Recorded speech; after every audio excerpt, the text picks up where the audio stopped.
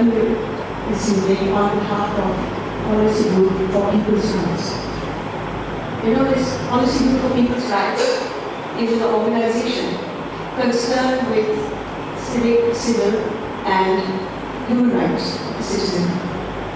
Our ultimate aim is to create where each citizen can live with dignity. And Pgpr came to be when they felt that something needed to be done to awaken the people, to get them together and use the instruments provided by our Constitution to secure our rights and also to foster a keener sense of responsibility as a citizen.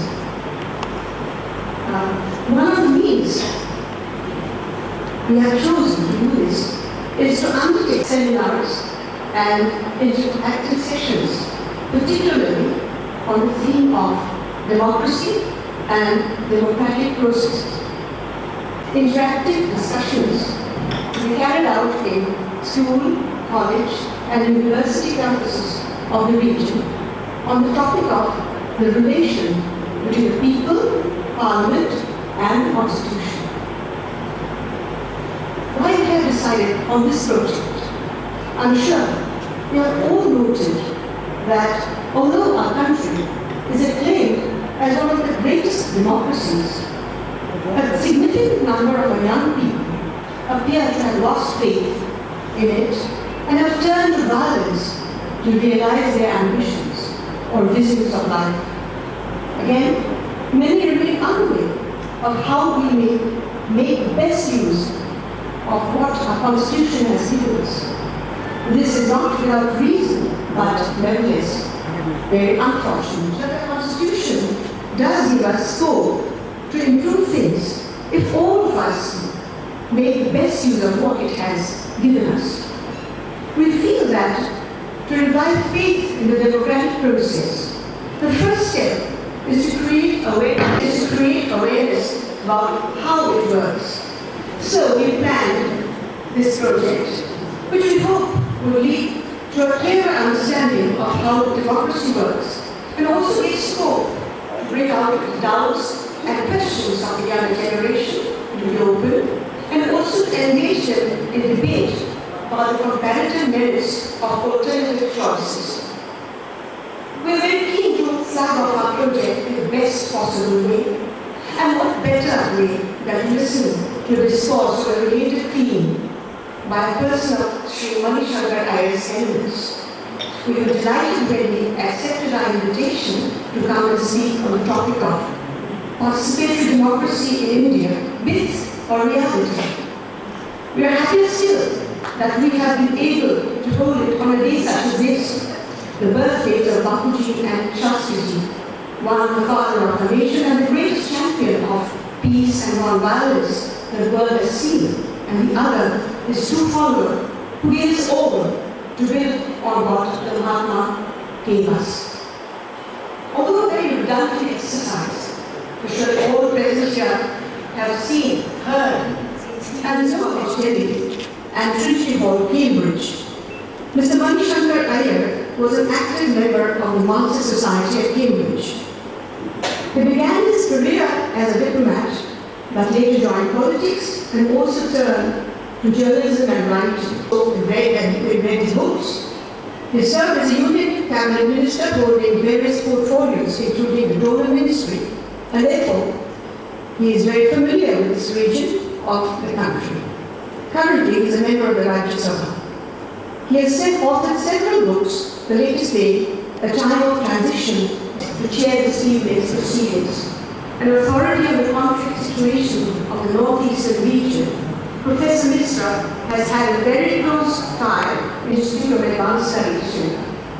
He is in great demand as a resource person and was kind enough to squeeze in our program schedule in spite of having to bear the strain of way off to Delhi this very evening.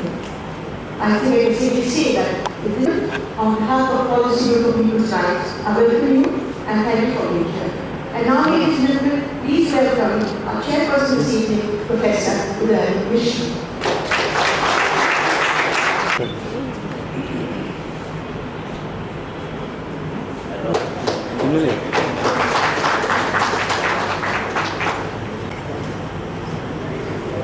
Ladies and gentlemen, please put your hands together once more. Welcome to honored chief guest this evening, Shri Manish Iyer.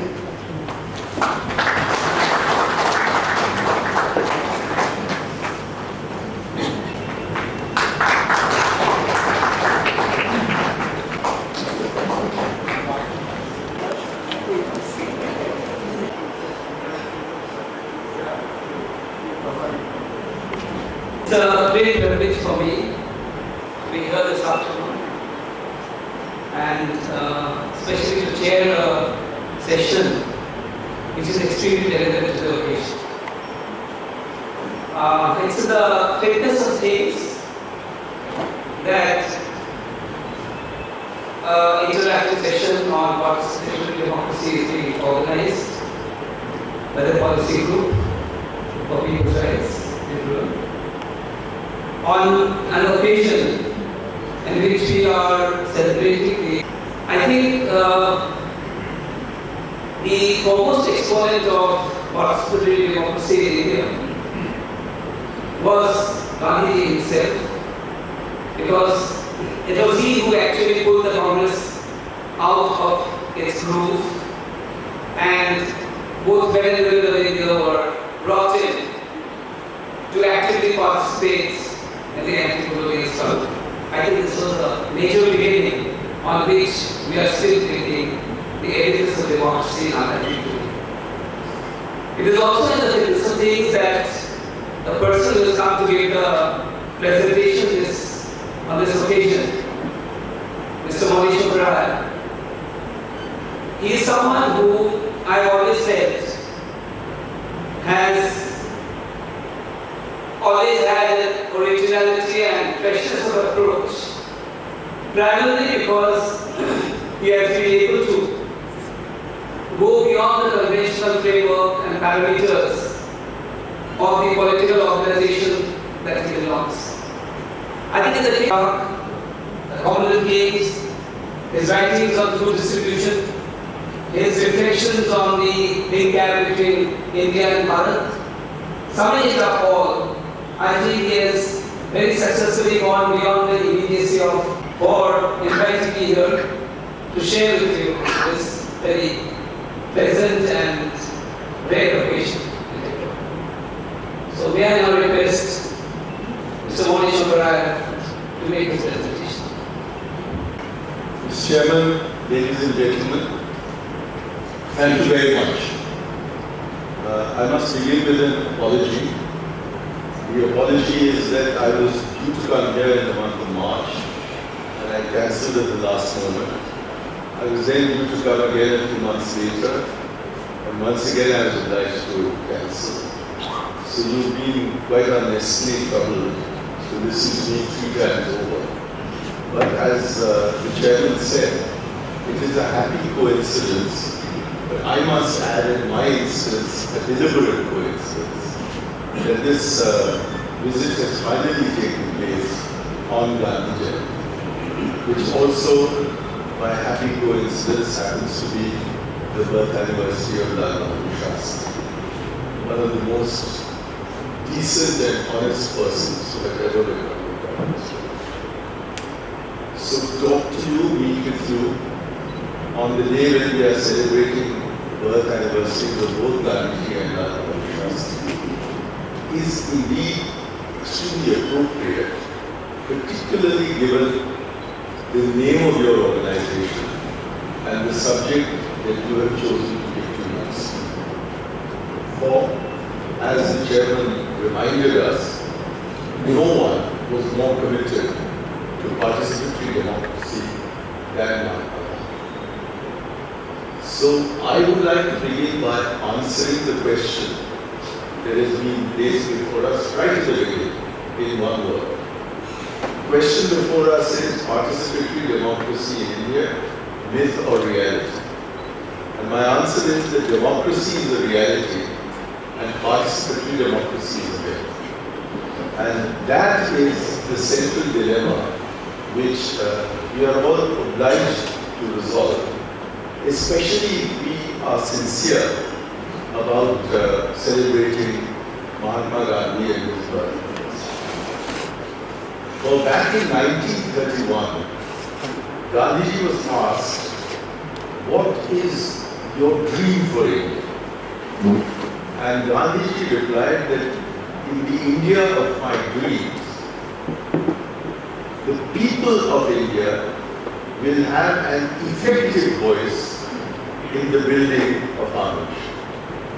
I repeat it, that in the India of my dreams, in other words, the ultimate goal for which he is fighting. In the India of my dreams, the people of India, all of us, not the 500 sitting in Delhi or the 5 sitting in Nariman Point and Dalal Street, or a few thousand, about 5,000 sitting in our state assemblies, but the people of India, 1.2 billion of them, will have not just a voice, but an effective voice in the building of the nation. And the full significance of what Gandhiji had to say when he spontaneously reacted to a journalist's question in this regard. And I underline that the date when he gave this answer was 1931, when there did not appear to be a hope in hell of our ever becoming independent, except in the hearts of the freedom fighters, who felt that whether we became independent in their lifetimes or not, their own lives should be dedicated to making us independent. Then subsequently, it was a little before independence, that somebody asked Mahatma Gandhi what he should do, that his mind was full of doubt and he did not know what was the right path to take. And Gandhiji replied, it's a fairly well-known quotation, and it's certainly one that you find on my desk. He said that I'll give you a telescope. He said, whenever you're in doubt, and he added, or the self is too much with you. He said, ask yourself, bring to your mind, he said, the poorest and weakest person that you know. And ask yourself the question, whether what you propose to do will be of any benefit to him. Will it, he says, give him greater control over his own life? And then Gandhiji answered his own question, saying, if it does, then all your doubts will vanish, and you will know that you are on the right path. In other words, Mahatma Gandhi was not besotted with the formal structure of the laws. He recognized, however, that the first step had to be a formal structure, and that this formal structure would have to incorporate certain essential elements that had slowly evolved, very slowly evolved in the West. Number one, that there must be universal franchise. Now, many of us do not know, because we are not even taught that in school, that in the elections that the British organized in India in 1937, and then subsequently in 1945-46, only people with property or who paid taxes or fees of some kind were registered to vote. Indeed, my calculations show, and my calculations may be wrong because they've already been challenged, that about 13% of the Muslims of India voted in the election of 1940. The elite of undivided India voted with their hands for Pakistan. The vast majority of the Muslims of India voted with their feet to remain exactly where they were. And had we had universal franchise in 1945-46, the outcome might have been completely different. One doesn't know. That is in the realm of fantasy, of the one question that you must never ask in history, which is what if know what ifs, what happened, understand what happened, and see whether there are any lessons to be learned from what happened. But never say what if, and never say that Napoleon, as he was sailing towards Elba, must have thought. It's Barbara Tuchman who says, don't tell me what he must have thought. Tell me what he thought, or don't tell me what he thought. But don't tell me what he must have thought. So in that spirit, of course, we cannot reverse what happened in history.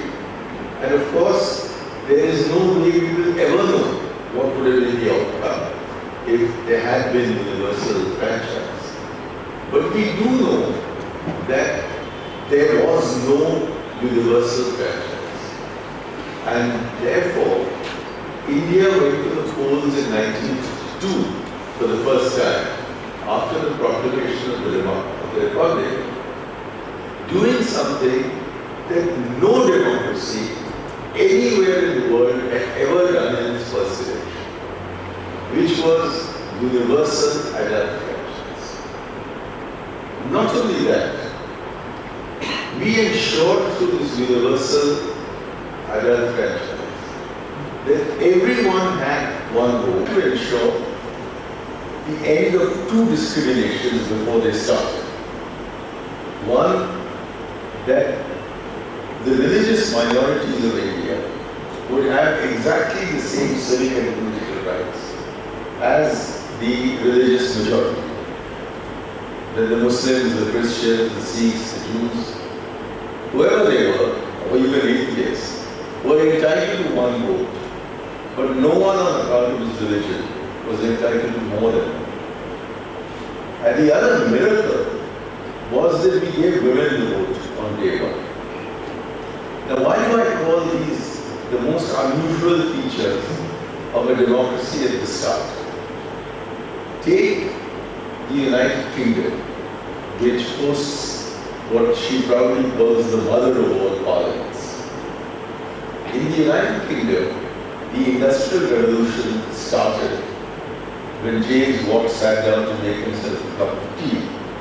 Not as good a cup of tea as Aranda arranged for me to have just now, but a cup of tea, and watched the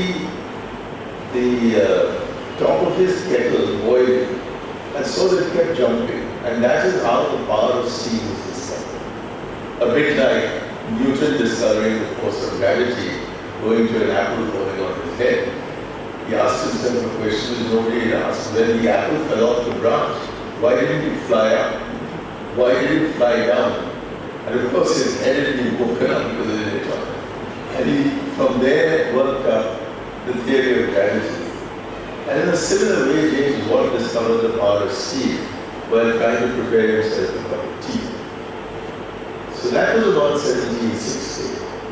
And it was not until the start of the Industrial Revolution that people without property got the vote.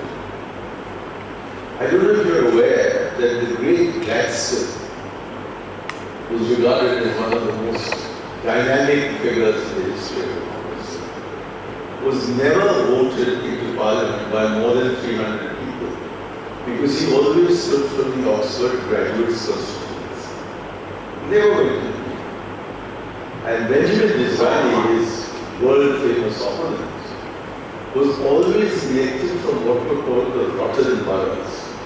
And they were rotten boroughs because very big landlords in the United Kingdom would tell the people who were working for them that this is the chap you have to work for, vote for, and if you don't vote for him, we will have something coming to you. So Benjamin Disraeli in the 1830s found himself a rotten borough and never got himself elected for anything except a rotten borough. So this was the very restricted manner in which even Disraeli and Gladstone came to Parliament.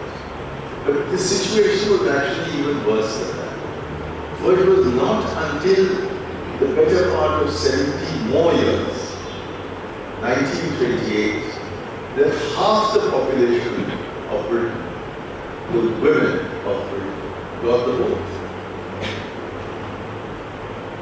In the United States, They announced in 1776 that everyone has the right to the pursuit of liberty, something and happiness, the pursuit of happiness. Then they added in brackets or perhaps in a footnote, except Red Indians and Negroes. For it was only after the proclamation of democracy in the United States that they did a land acquisition process that puts the Indian process to shame. They conquered the whole of the continent, from the Atlantic seaboard to the Pacific seaboard, killing every single native Indian who stood in the way, and shoving those who survived into reservations, just little concentration camps where the Indians could have their uniforms and put up their feathers in their hair. Never made them equal citizens. And in the case of the Negroes, having enslaved them, and the curious thing is that both George Washington and Thomas Jefferson were huge slaveholders.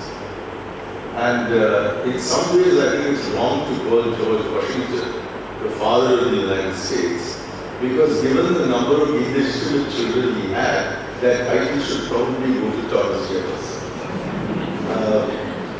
And most of them he had with his black slaves. So the slaves were kept up. And then 100 years later, in the 1860s, they fought a war for the freedom of slaves. And after the Battle of Gettysburg in 1863, Abraham Lincoln went there for that battlefield. And in the battlefield, he issued what was called the Proclamation for the Emancipation of the Slaves. And it is for that proclamation that he is celebrated as probably the greatest president that the United States has ever had. Certainly within the United States, he is regarded as an iconic president. Like we would, for instance, in India, regard Jawaharlal Nehru as an iconic prime minister. He proclaimed the emancipation of the slaves in 1863, but it was not till 1964, 101 years later, that Lyndon Johnson succeeded in getting past the Civic Rights Bill, which eventually gave every Negro in America the right. And in France, in 1789, they had brought down the Bastille, and the fall of the Bastille is regarded as the commencement of the French Revolution, with a slogan that we still hear today, which was Liberté, Égalité, Fraternité.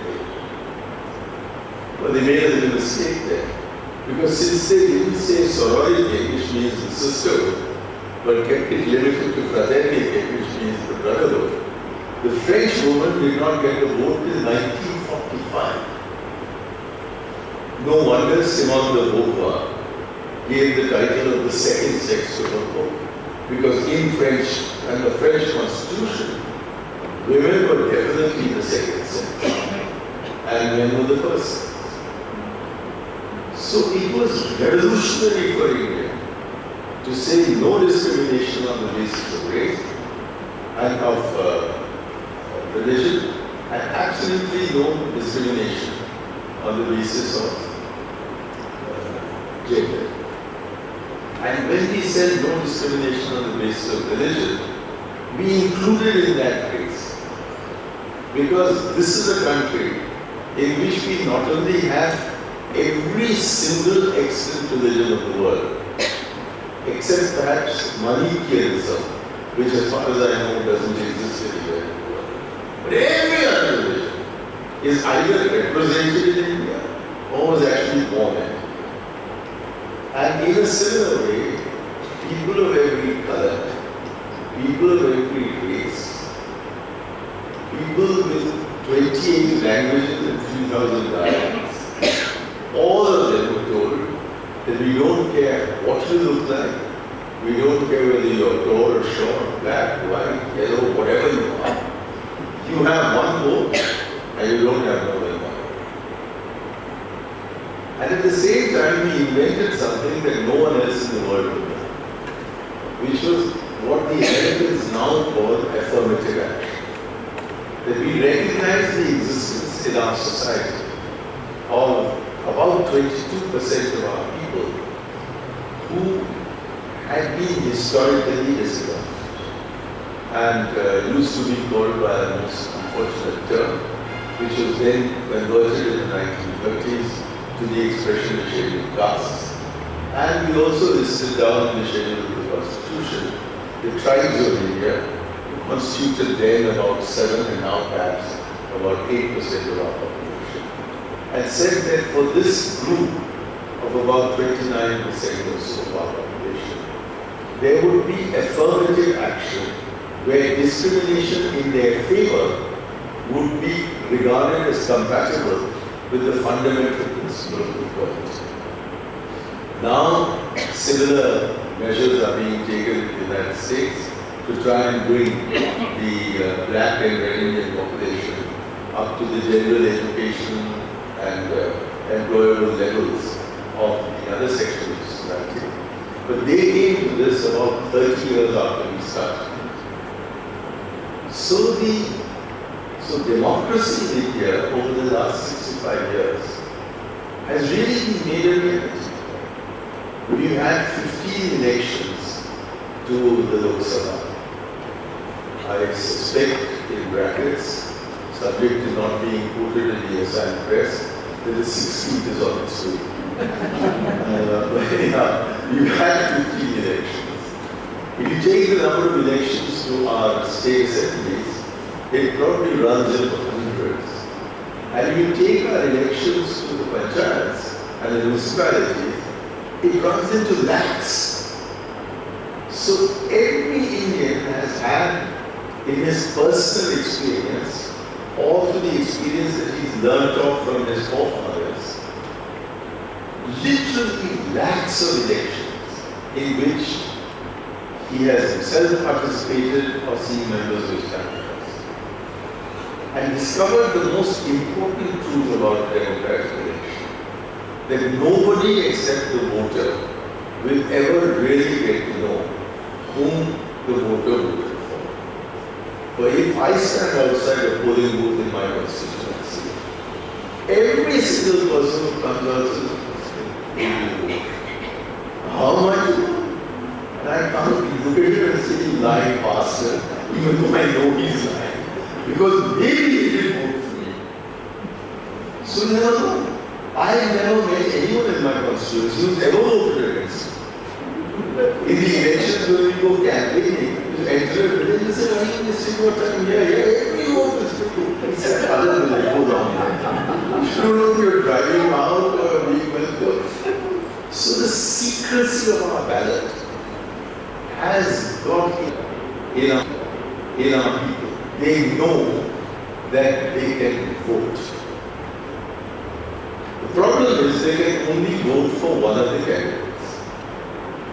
And very often the best candidate is precisely the candidate who will not stand.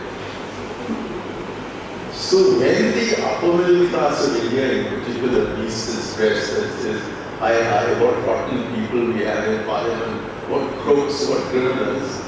My point is that nobody gave me a birth certificate saying I'm an MP. I chose to stand in an election. And consider the freedom movement. Who were in politics at a time when you couldn't become an MP and there was no prospect of becoming a minister? And the chances were that you would not only be sent to prison, but that you would rot in prison and that you would probably die in prison. Who were the ones who thought this? Well, the most well-known was a lawyer who, when he took a deputation from South Africa to London to see Lord Morley, bought the tickets of all the members of the team that went with him, stayed at the Savoy Hotel, the most expensive hotel in London. I know that he probably took his boat along to take out his milk and eat a few almonds, but everybody else would eat whatever was available. Stayed there for 3 months. His name was Mohandas Karamchand. And he was earning at that stage, when P.G. Woodhouse says 500 a year, is a considerable sum of money. Gandhi was earning 10,000 pounds. He was highly educated. He'd been to the United Kingdom.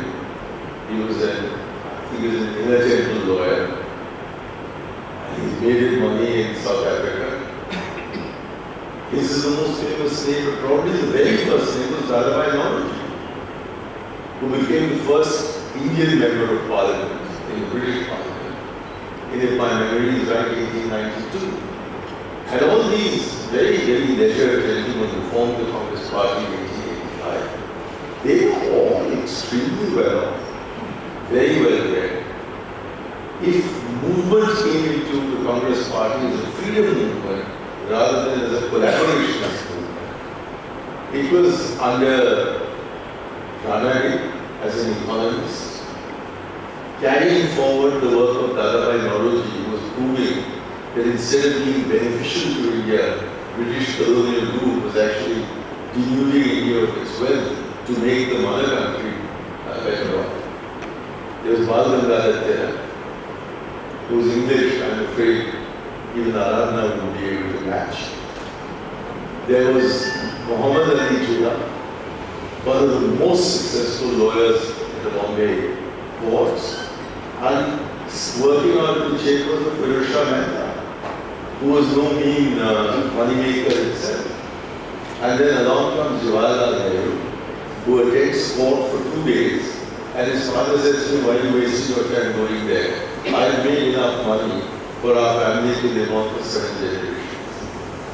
And was in fact the person who bought the second motor car in India after the Maharaja of Pgpr, and of whom it was rumored, and this is a myth, that he sent his clothes to Paris to be laundered. You have Maulana Azad, an extremely successful editor of a magazine in Kolkata, and a divine who was highly respected. You had Vallabhbhai Patel, again, perhaps the most successful Indian barrister in Gujarat state.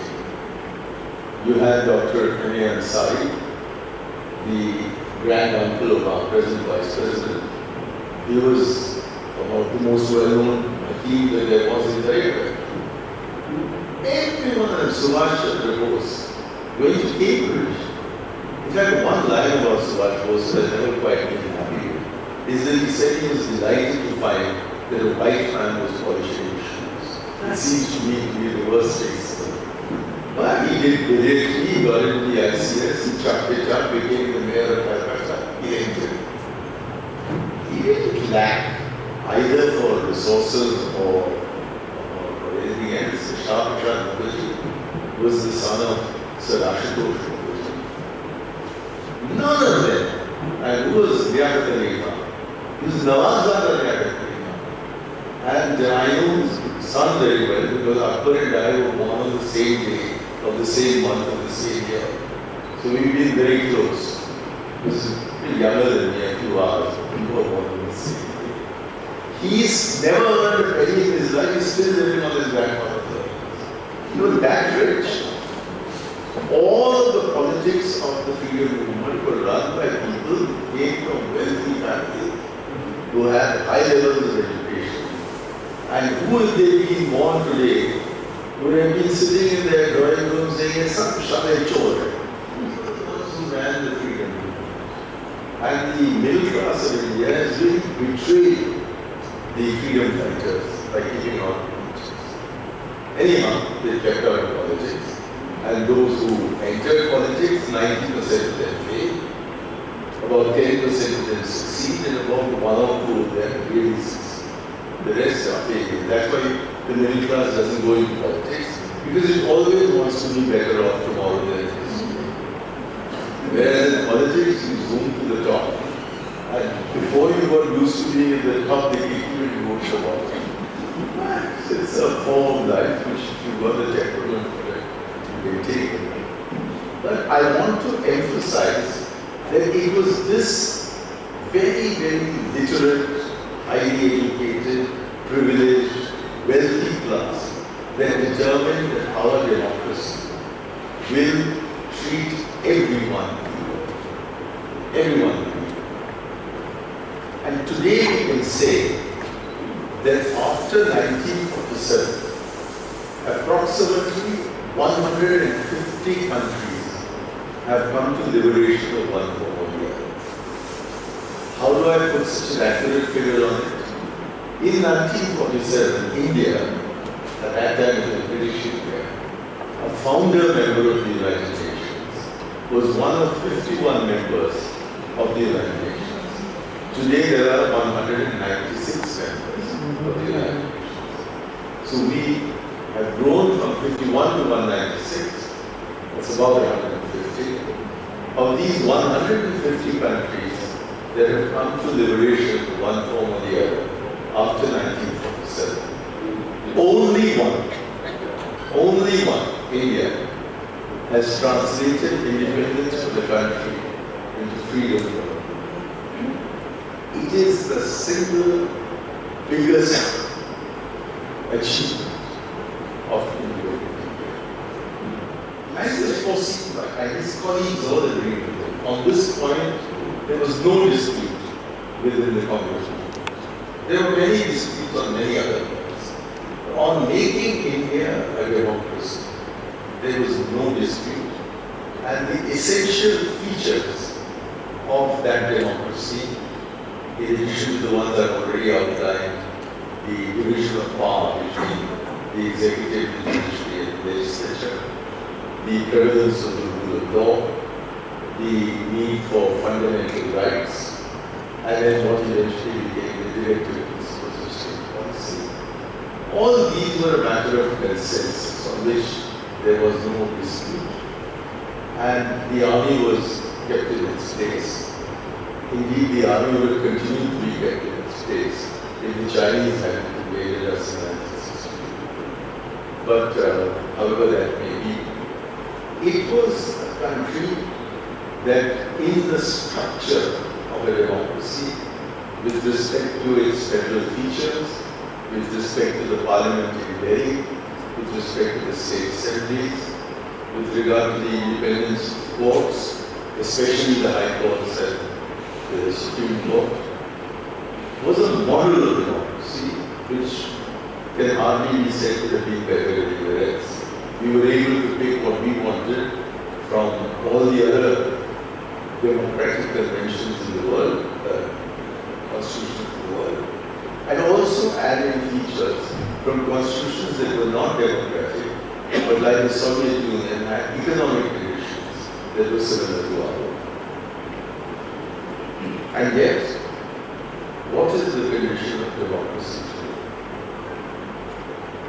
If I were to take a straw poll here, I don't need, I think 90% of you would feel that this is not democracy. This is Chora. You will get away with 1.76 crore lakh crore. And somebody says, oh, kya cheez hai? I have done away with 1.87 lakh. The Hazare movement last year, in my view, a highly misconceived and badly, however, touched a certain core of the marrow in particularly the middle class. A sense that democracy meant that we are being rooted and that we must get back to honesty instead of just being content with democracy. About 1/3 of the districts of India today are either fully or partially infected with an anti-democratic Maoist movement, which has considerable support among people, but if it hadn't, it couldn't be sustained. The government today is admitting to 78 seriously affected districts.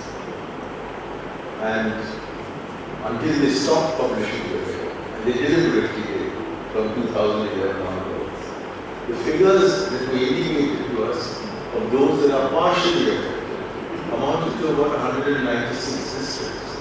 And somebody from within has told me there's a little more than 200 now. We have deployed 3 lakh CRPF personnel in Dandakaranya alone. And yet, the number of districts that have been freed totally of Maoism is zero. There have been some districts where it's got decreased, but they have been compensated, if you like, by other districts where it is increased. And the best example of having got rid of Kashmirism is the northern districts of Andhra Pradesh under what was called Operation Greyhound. But they weren't defeated, they just moved from Andhra Pradesh into Orissa and Chhattisgarh. And if God forbid our Home Minister succeeds and drives the Nakshas out of the Dandakaranya forest, they're going to fetch up in Dhirubad and Guwahati and Kolkata. They are not going to do it. So they're seeding distant. I can understand seeding distant in Pakistan, because they're not a democracy.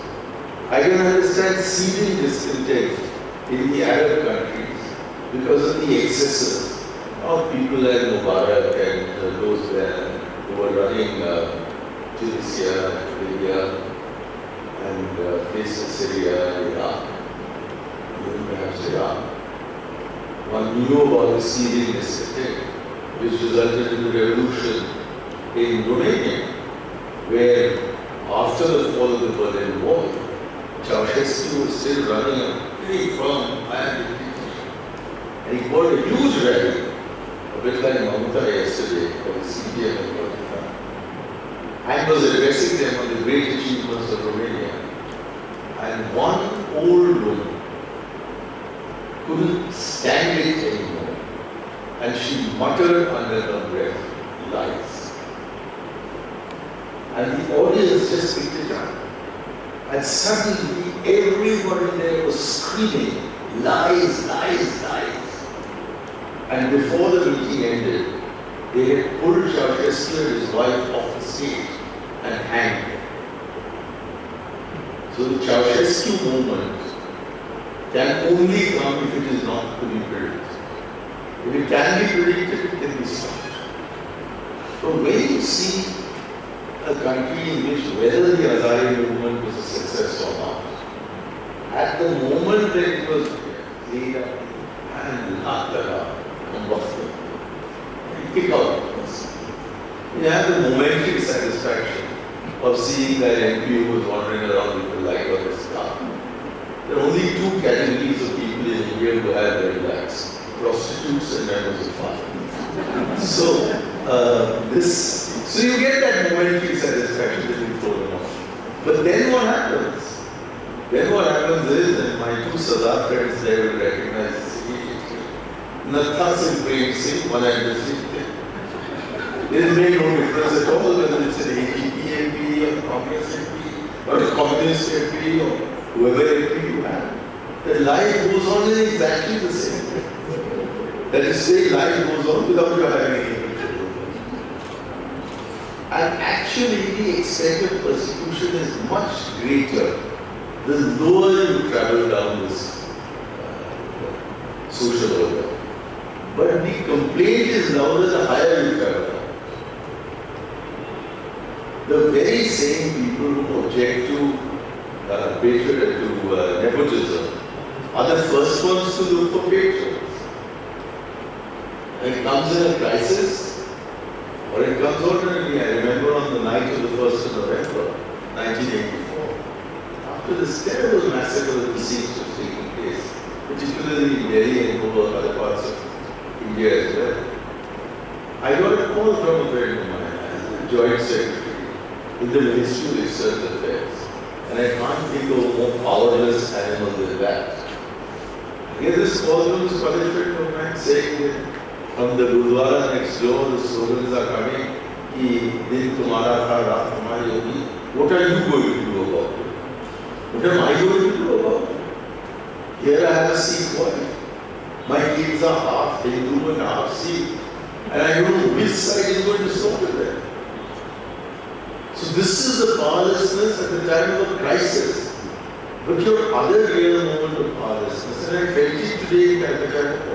When I go into Delhi airport, they don't recognize me. Because they don't see NDTV. But in Kolkata, I don't know what they see. But they certainly don't see NDTV. So I had arrived late. And the girl at the stand, she didn't know who I was. And I didn't know how to tell her that I was going to see a very important Dibrugarh crowd. But I needed a ticket to be able to get here. Then after long consultations, fortunately, there was some delay taking place somewhere. So that's how I'm here before you. At that moment, I understood the complete helplessness of an average citizen. But I was hoping beyond hope. If somebody would say, "I to Modi Dada hai," and then give me the ticket. So it's not the reason why we have nepotism and corruption in our society is because all of us want it. We are objecting to other people getting it. We are not objecting to being the beneficiaries of it. And so it's a society which ought to be happy, and yet is actually extremely unhappy.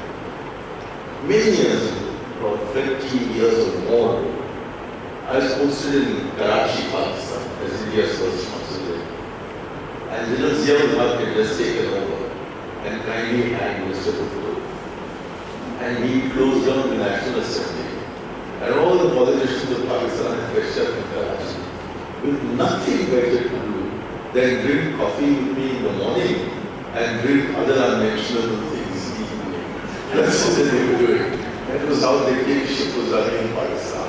So when they would look hand-dog in the mouth and say, "Lucky Indians," I tell them that actually the difference between democracy and dictatorship in Pakistan and India is that you run an extremely inefficient dictatorship. And we run an extremely inefficient democracy. So the next level of liberty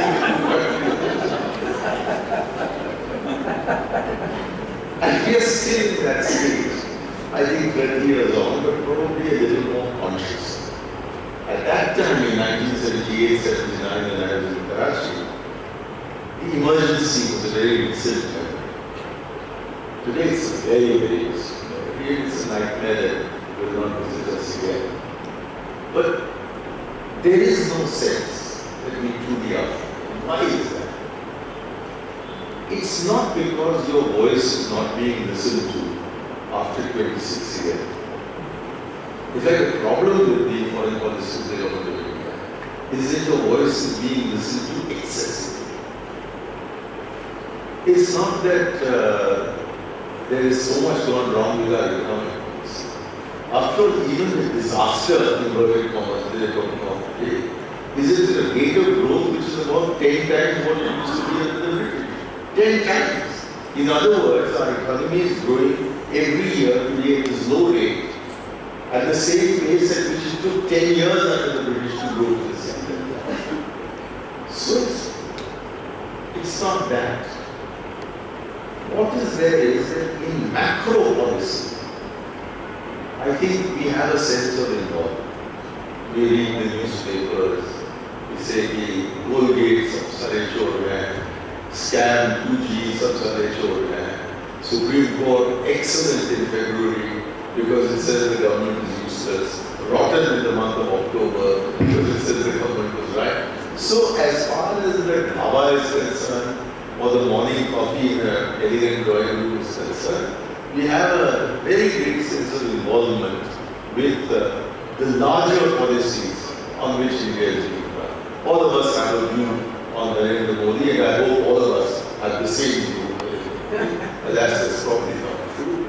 But when it comes to your driving license, when it comes to the motor car registration, when it comes to the ration card, when it comes to accessing the gas cylinder, whether 6 a year or 24 a year, when it comes to anything reserving a seat for yourself in a train, or trying to ensure that you can beat the crowd when you arrive late at the airport, in all these matters, there's a sense of complete helplessness.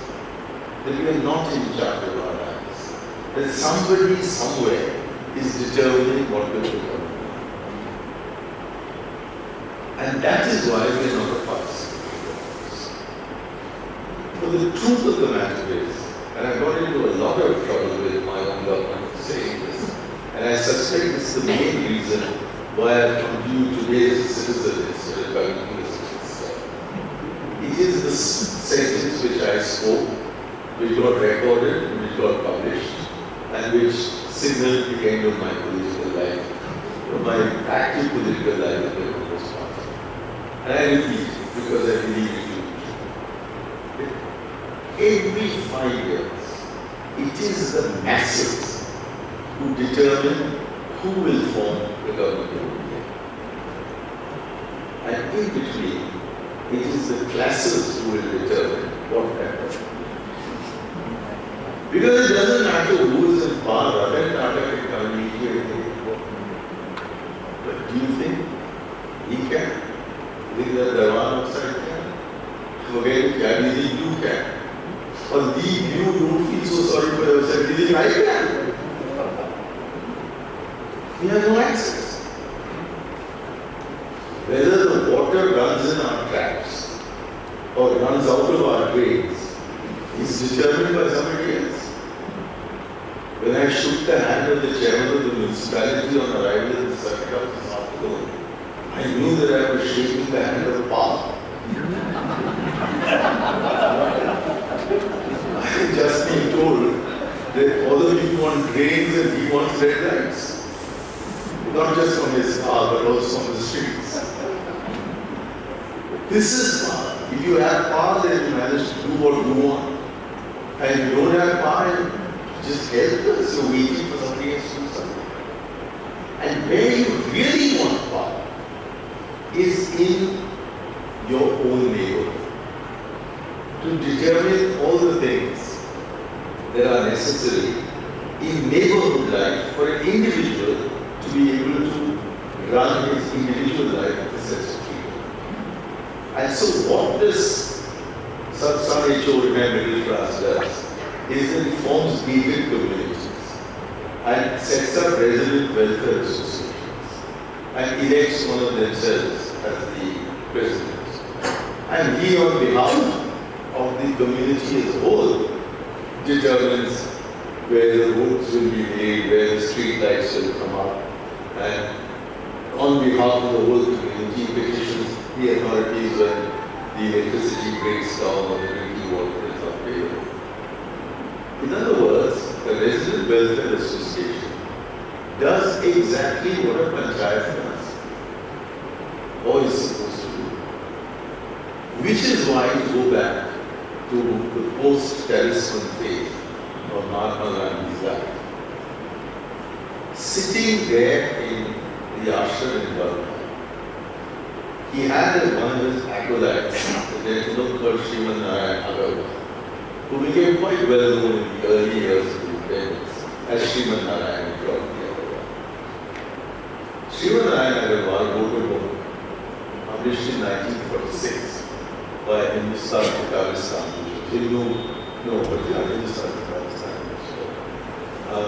which was where Indian writers were published, what a Gandhian framework for Gandhian constitutional frameworks for independent people. And Gandhi has written the foreword to that book. It says that I've been too busy to read every word of this. But Sriman Narayan is such a good student of mine that I trust him to have put down everything here exactly as I myself put it down, and I had the time to read the writings. And in that Gandhian framework, he says that the trouble with the kind of democracy, Westminster democracy in a country like ours, is that if you have very big constituencies, he doesn't use these expressions, but effectively he means that money power and muscle power will create the outcome. And then it is only in small communities, he was thinking of about 200 voters, that you generally have the candidate known, and not only known as a candidate, but known as a citizen for the previous several years to every one of the voters. And then the voters would determine whom they wanted in terms of the common good of the community and not influenced by either bribes or propaganda. And that these units, the Gram Panchayats, would function democratically because they would have to respond to the desires of a ground server and to be accountable. The principle is the same as the RWA. If your RWA president doesn't report back to you, if the RWA president does not answer the questions that you ask in an RWA meeting, if his performance in any case is found unsatisfactory, then you just take it out and find somebody else to do it. So Gandhi said that in every community is organized on this basis. And he didn't say so, which I think was a big mistake, because it had to be corrected by Rajiv Gandhi 45 years later. But they must be empowered, they must be given the finances, and they must be given the functionaries to be able to effectively carry out their tasks. Then everyone will feel that most of their life is in their hands. It's only on whether we should go to our war with Pakistan or not that somebody else is taking place. And a democracy in which you feel you have control over your water supply, but not enough control over Pakistan policy is a real democracy. But we are running an opposite. We have a democracy in which we have a real say in Pakistan and no say in whether the water will go out to the trade. And it was therefore very, very perceptible of Mahatma to have spotted that the community has to be empowered for the individual India to be empowered. Ambedkar, on the other hand, had a completely different view of the Indian. He regarded it as so repulsive, such a cesspool, that in a speech made on the 15th of March 1947, he actually proposed on the floor of the Constituent Assembly that all Dalit communities should be removed from composite villages and set up in separate Dalit villages. He was persuaded that Hindu society was incapable of performance, and that therefore the village could not be the unit of democracy. The individual had to be. It was not community rights that mattered, but individual rights that mattered. With the result that when he produced his draft constitution, which was after Mahatma Gandhi was killed, he went to one of the great Gandhians who was to be sidelined by the new regime, Rajendra Prasad, who was then presiding over the Constituent Assembly. And Dr. Rajendra Prasad wrote to Ambedkar in May, 10th May 1948, that Gandhiji had said that Panchayat Raj should be the foundation of our constitution. And even these two words don't appear in the draft that you have circulated. And Dr. Ambedkar didn't care to respond to this letter. But his secretary, Mr. P.R. said, in September that year, wrote to Dr. Rajendra Prasad to say the draft of the constitution has already been circulated. It's too late to make any changes. And any changes that are desired to be made can be made during the debate on the different articles of the Constitution in the Constituent Assembly. And so it happened that the gentleman who was going to fight the 1952 election from the constituency from which I was elected in 1991, his name was Santana, he moved an amendment in which the words village panchayats were used. They were incorporated in the directive principles of state policy, and very firmly the Constitution put the constitution of local bodies, both municipalities and village panchayats, into the state list and said to them to the states to do.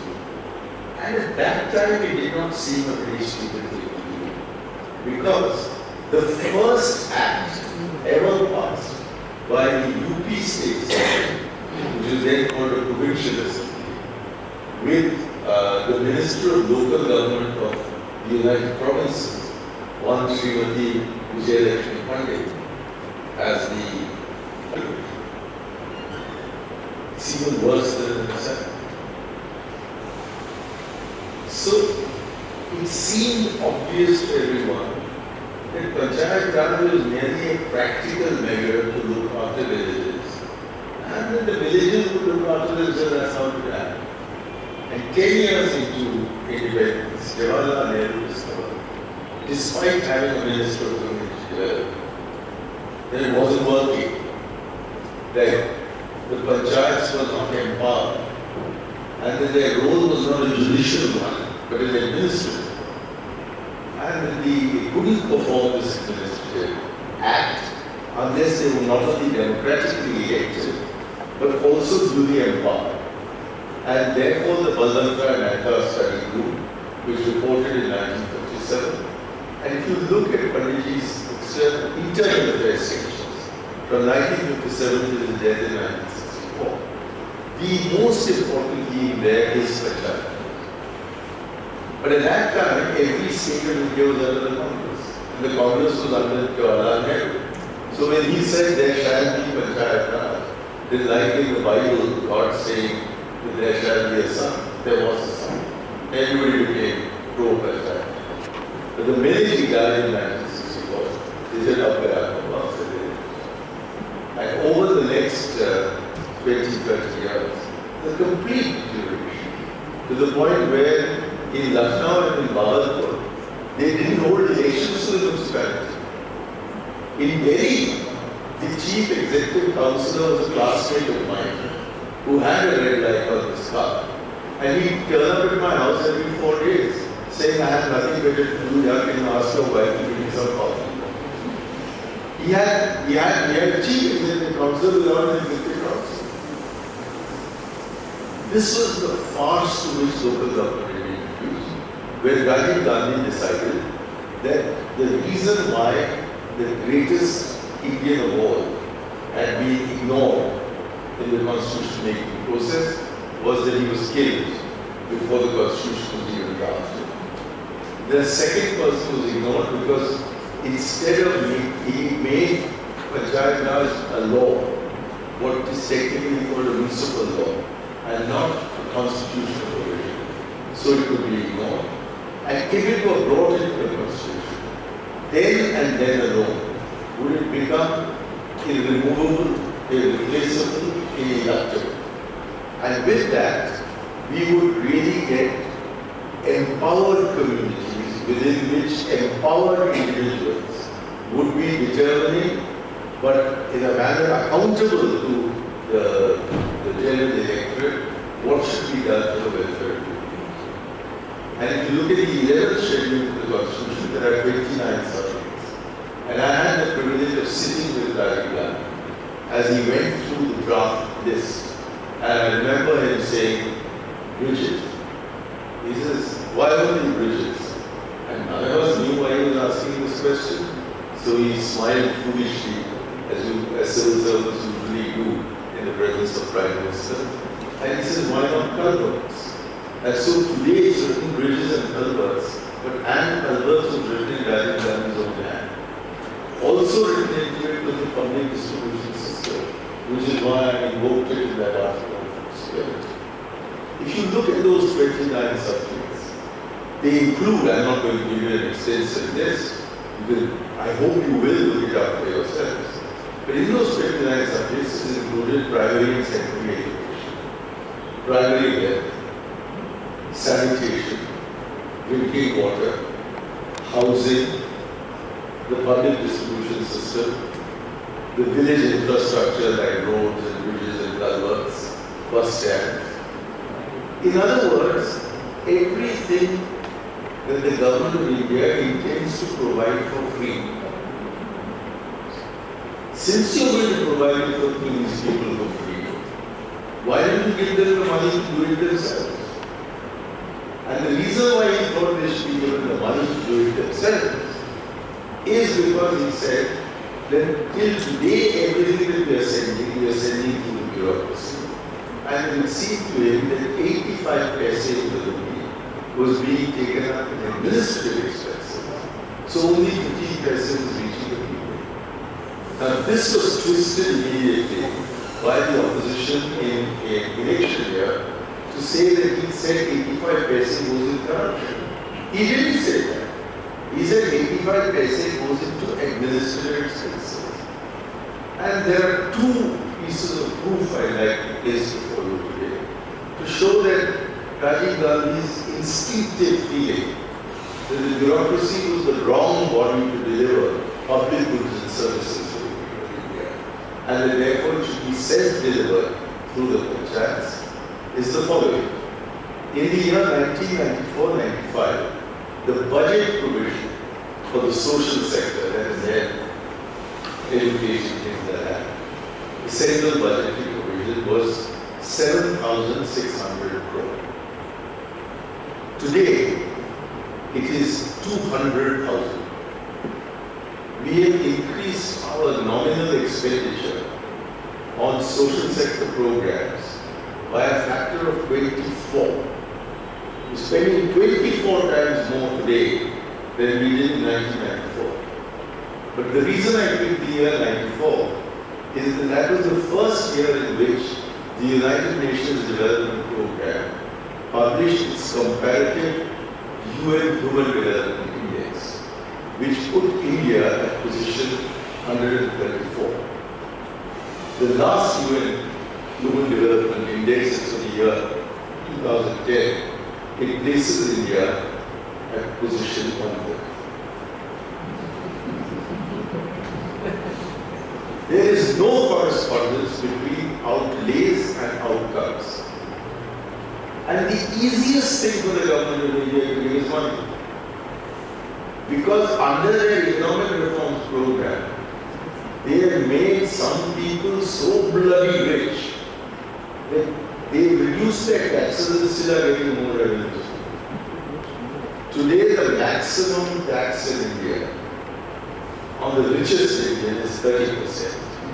In France, Mr. François Hollande, the new president, has unveiled a budget which says that the maximum tax should be 75%. In the United Kingdom, it's 45%. There is no country in the world which has fewer rich persons as a share of its population than India, and which has lower taxes for the rich. In the last 5 years, we call it stimulus. Taxes have various kinds of been so reduced that in the column marked revenues for one, for every tax you remove or reduce, it shows us that in 5 years we have Maafi Marul 21 lakh crore rupees. Last year alone, that is 2011-12, we Maafi 5 lakh crore rupees. The total expenditure on the social sectors is 2 lakh crore. The total expenditure on subsidies is another 2 lakh crore. So the whole of our social sector programs and the whole of our subsidies programs could have been met if instead of Maafi 5 lakh crore rupees, we had Maafi 4 lakh crore rupees. Or we had not Maafi 4 lakh. And yet every time you talk about bridging the deficit in the budget, it's about how to reduce subsidies, not how to reduce stimulus. And by giving two different terms, incentivization. These are wealth producers. What wealth producers are? You buy yourself some spectrum, you wait a few days, you sell your spectrum, and it goes from 100 to 2,000, and it's called notional loss. There is widespread corruption because it's these people who are Vijay Mallya gets in trouble with his airline. The Prime Minister receives it within a few days. When you had a flood here, how many Prime Ministers, Chief Ministers, and Presidents done? So therefore you feel deprived. But people like Mr. Ambani don't feel deprived. We have this wonderful tax law. It says there will be no taxes paid on dividend income because all companies will have to pay 16% tax before they declare it. So you can't double tax. Now Mr. Ambani earns 4,000 crore rupees a year from dividends alone. And a Cargill widow gets 10 rupees a year from the dividend that from the share that she bought, from the money that she got when her husband was killed. So they don't pay tax. It's called regressive taxation. You are allowed the Mauritius route. Hope some of you have been to Mauritius, and we have many of our Indian pictures, Japanese, Mecca, and so forth, are made in Mauritius. So you can look at Mauritius. Mauritius is a tiny little island where a lot of Bhojpuriyas were sent, who indented and sent as labor to run the sugar plantation, and several from Andhra Pradesh and some from Tamil Nadu. They become multi-billionaires.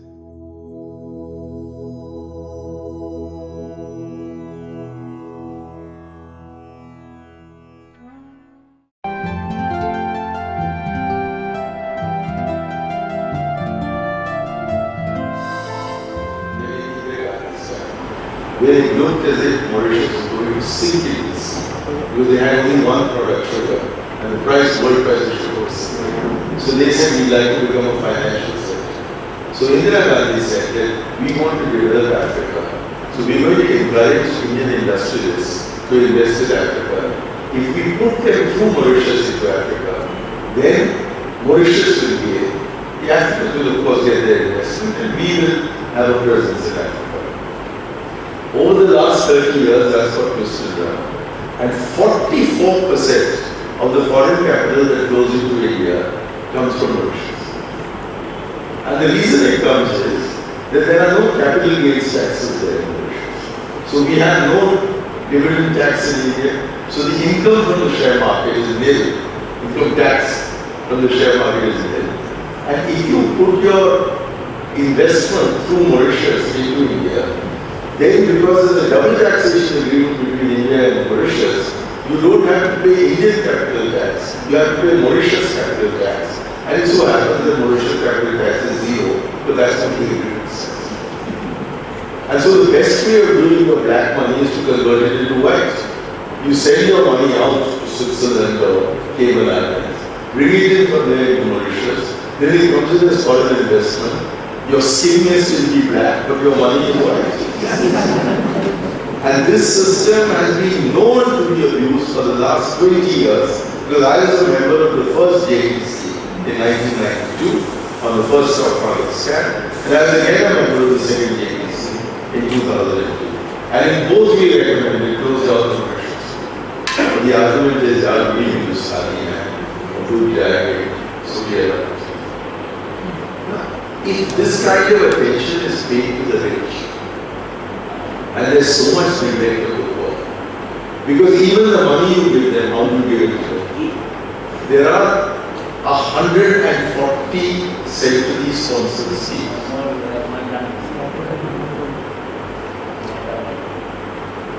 There are 140 centrally sponsored schemes, and each of these schemes has its own delivery mechanism.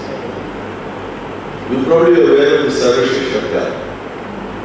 Not one person connected to the Sarva Shiksha Abhiyan is involved in the National Rural Health Mission. And nobody involved in the National Rural Health Mission is connected to the Indira Awas Yojana. And nobody connected to the Indira Awas Yojana is connected to the Total Sanitation Campaign. So each scheme has its own delivery mechanism. And each delivery mechanism says that I'm not going to touch it, I'm going to be myself. So 85 paise the rupee goes. But who are the beneficiaries? The same people. All these schemes are aimed at the very same people. So the beneficiaries remain the same. It's like a bill in which wheat is being poured from 140 mutually insulated silos. And all that the people of India can do is to stand near that bill and say, Bhavati Vikshante. And God is kind, so 15 paise goes into the hands of the beggars, and 85 paise is taken by the bureaucracy, not on corruption, on legitimate administrative expenses and their comprador NGOs. The NGOs have now become the biggest source of corruption. They get the money from the government and then they pass it back to the citizens. At least the successful ones. I don't know about people's group. But this is the way in which there is a community of comprador NGOs that has been created. All created by a department, an independent department of the Ministry of Rural Development called CAPART. And CAPART has proved to be so corrupt that the recommendation made by the committee to investigate it was it should be closed down. orders to close it down have been issued. For some reason, closing down has not yet been happened. So everybody is happy where they are. And in these circumstances, 85 paise goes to the, not goes into the pockets of, because that expression means that we corrupt. But no, they have to have an office, they have to have a chapasi, they have to have a jeep, they have to have petrol for the jeep, they now need to have security guards around them, security guards cannot live on water, and therefore they have to be fed. And then if you have a garden, you have to have a gardener, and then you have to have a khansama, then you have to have dark bungalows, and each dark bungalow has got to have a cook. And if a cook is there, there should be a babarchi along with the khansama, otherwise how can your food be cooked? And this is how the administrative expenses are there. Now if instead of doing this, you send 100 paise to the poor and their elected representatives, the elected representative of the poor will be as compared as the elected representative of the rich. So 15 paise kha jayega. But at least 85 paise will reach the poor. And they will be accountable on the spot, they don't have to wait for Vinod Rai.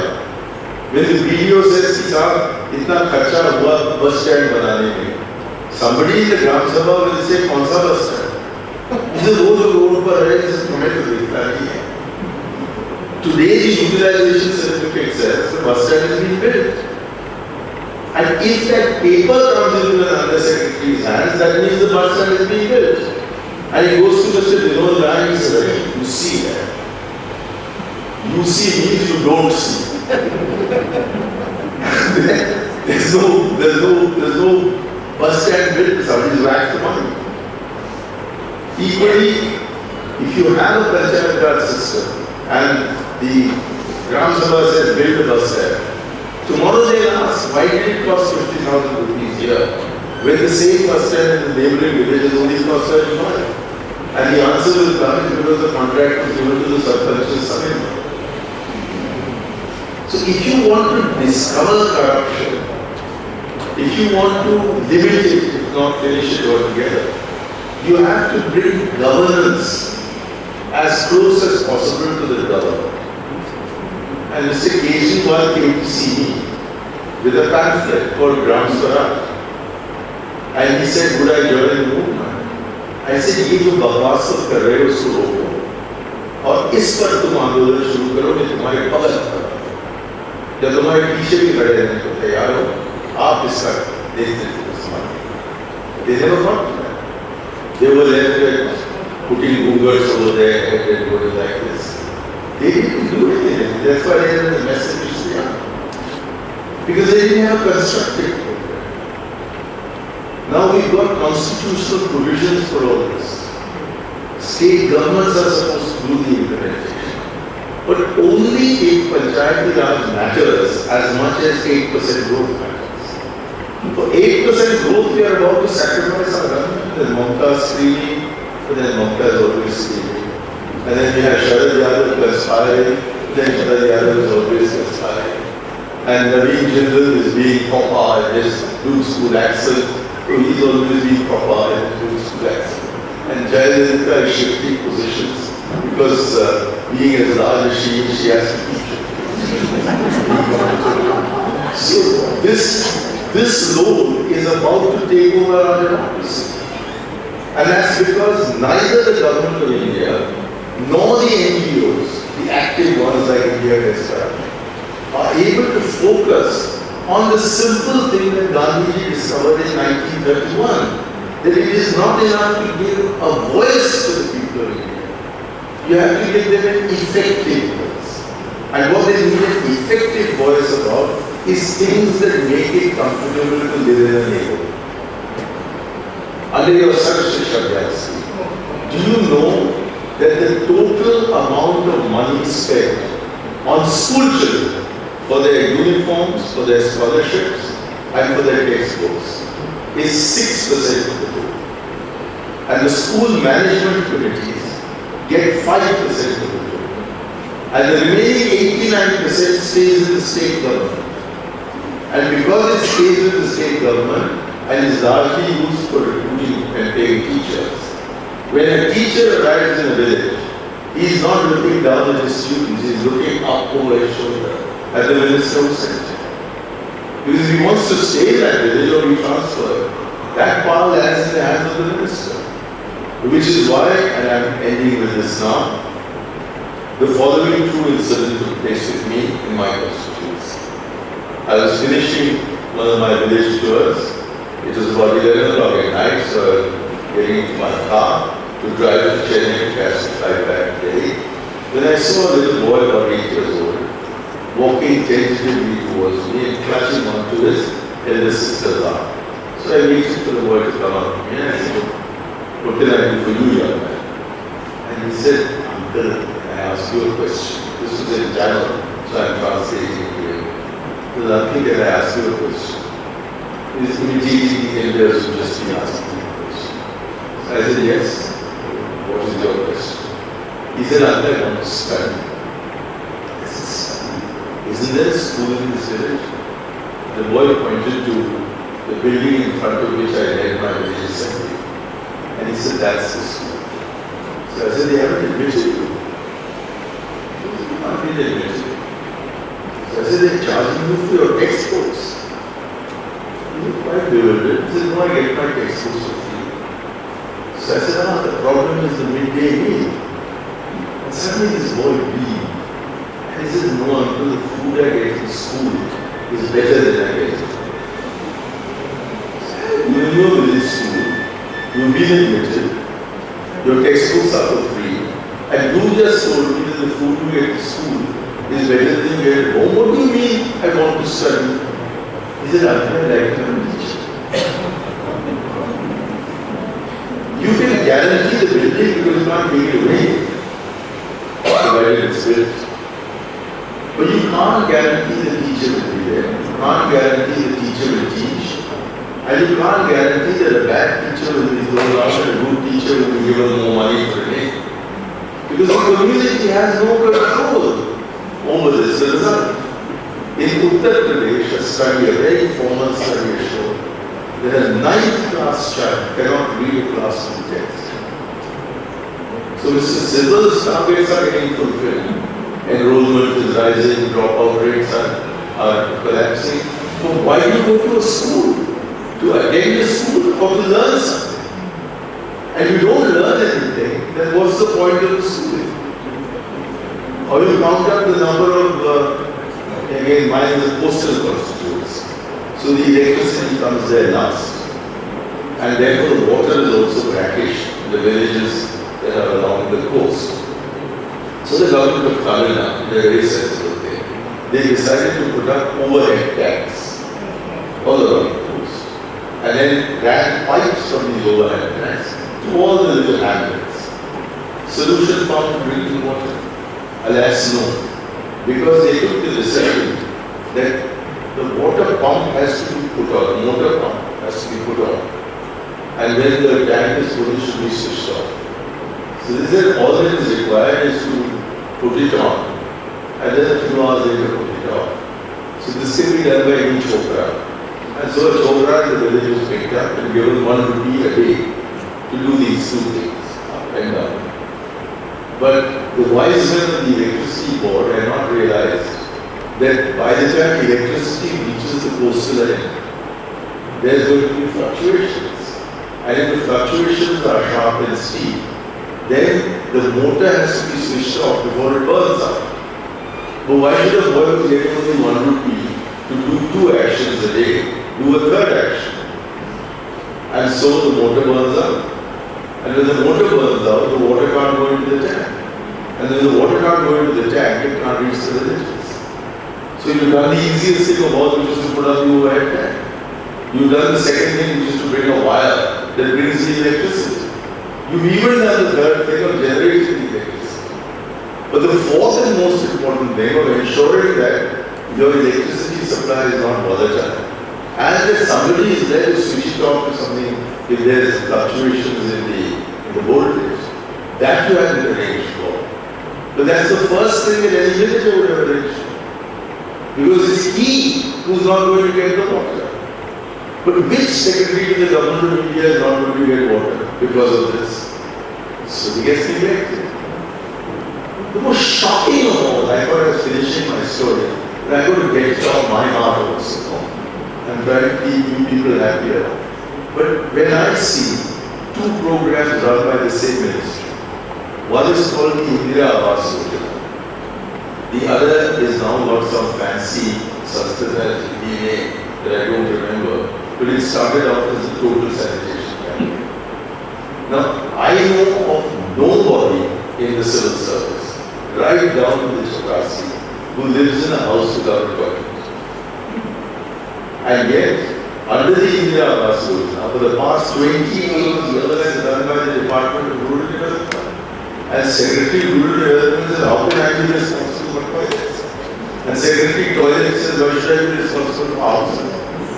And so the same minister is in charge of both. They then split it into two ministries without merging the program. But they left the same minister, Jairam Ramesh, in charge of both. And in 2006, they came brilliant bureaucrats. They said, we won't merge the program, we will dovetail it. So you dovetail that you now ask how many IAS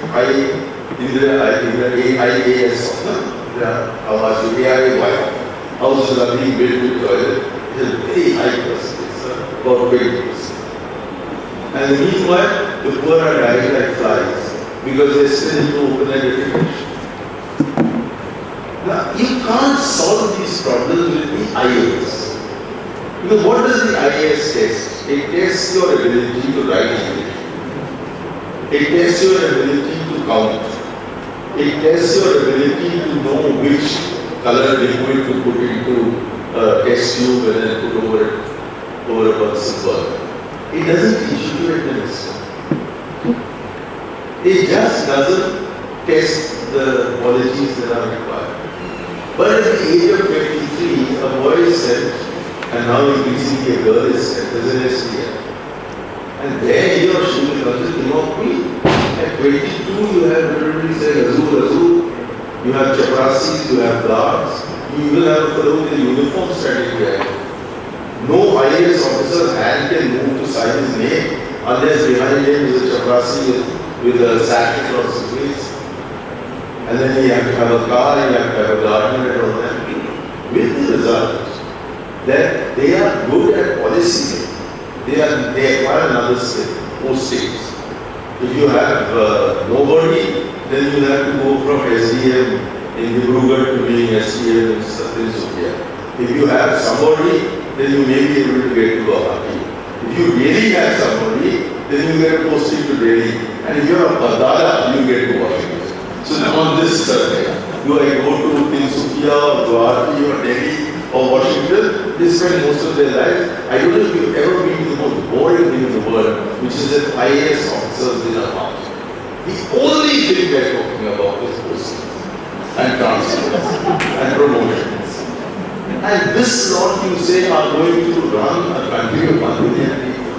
Why not have 1 million people running a country of 1 million people? Then you will suddenly find an explosion of growth, of inclusivity, of people feeling they're in charge, of our democracy becoming participatory. And once we make not only democracy a reality, but also participation in that democracy a reality, then I think we can say that we have arrived at the Valhalla that Mahatma Gandhi went to. I'm sorry I've taken so much of your time, but thank you all very much.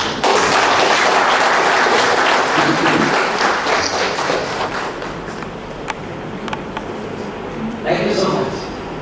It's been inspiring. I haven't yet said what we did, what is actually the procedure. Do we have the interaction before the chairman's comments, or do we have the...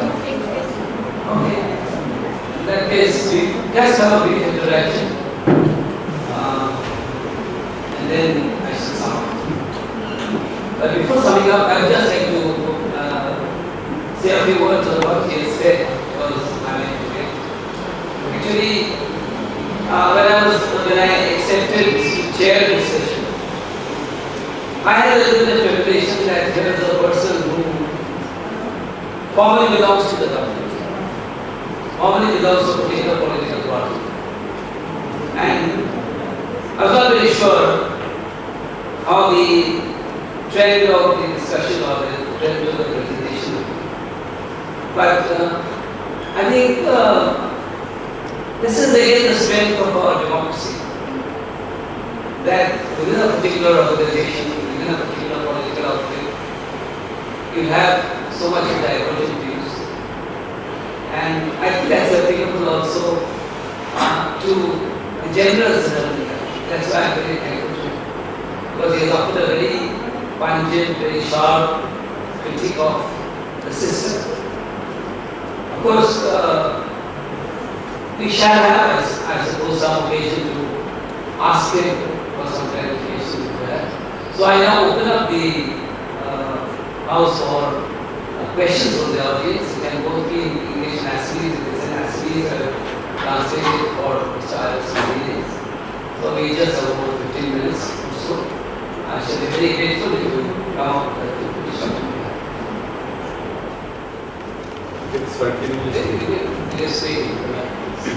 In advance of their qualification, why not qualifications?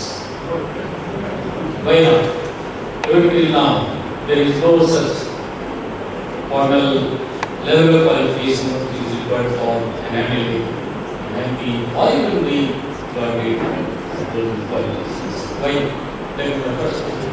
Second, you told that schools and colleges or the academic institutes are not simply to attend but also to learn. If this principle followed, then why the system of examination has been gradually abolished? Because examination is something which prepares the child to answer, make it settle. And if you remove that, you will get less of dropouts and more of training to the school and colleges or the academic institutes. But that will, I think, eliminate the whole education system. Because I know that you are a man, a think tank, so that's why I want to learn from you or why this. Thank you, Dr. Lars. As you yourself said, for a job. But an elected representative doesn't get a job. What he gets is a post that is subject to an examination after 5 years, which is that he has to stand again. And therefore, in the Representation of People Act, it was decided that elected representatives would have qualifications which are determined by the people of the adequate or not. And that it did not amount to say that because you got an MA and a gold medal in your MA, therefore you get a job at the age of 22, which not only guarantees you promotions until 58 or 60, but also gives you a pension thereafter. This is not a job like that.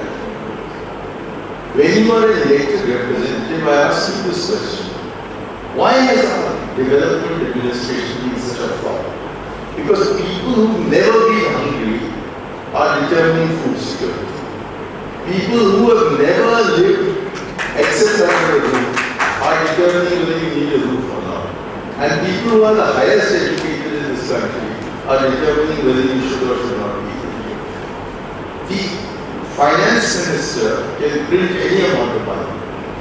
But the wife of the poorest man in the country, whose husband, when he gets a job, drinks it before he brings the rest of his wages to her, somehow she has managed to bring up her family over these years. Who is the greater finance minister? Chidambaram, with all his qualifications, or this poor woman? What you need for exercising your democratic rights, for securing responsiveness through representativeness and responsibility does not require the qualifications for a quote-unquote job. There are other qualifications required. I was saying it at the start, but I repeated in this. An outstanding academic career. But so bloody what? if I get elected, it's not because of my gold medal in the university. And I hope that if I get defeated, as I have been done, it's not because of my gold medal from the university. That gold medal may have been alright to get me into the public service. But it's, I think, my biggest disqualification to become an SC. Because all these oft-up IAS officers, they've been told by mummy since they were 5 to waiting to manage about waiting. And the teacher says, "Kya shandar ladka hai, padhte hi rehta, and then he passes the IAS exam and he arrives up with an SDM, he immediately is translated into the worst possible kind of human. Especially if your granduncle will get him a posting in the World Bank in Washington.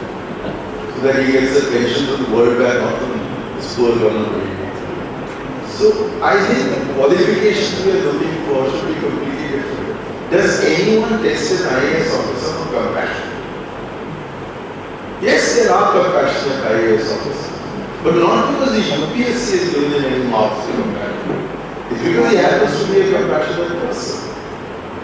But in the election, they'll say, Alan Sort, I don't want to work for him, even if he's got 22 gold medals from Harvard. What does it matter? He's not a decent human being. So the election process has to be distinguished from the job. That's my one answer. The other answer is examination. Of course, you can't finish your education without it. But on the way to getting there, how many exams should you do? Should you do an exam every week, every month, every semester, every year, every second year?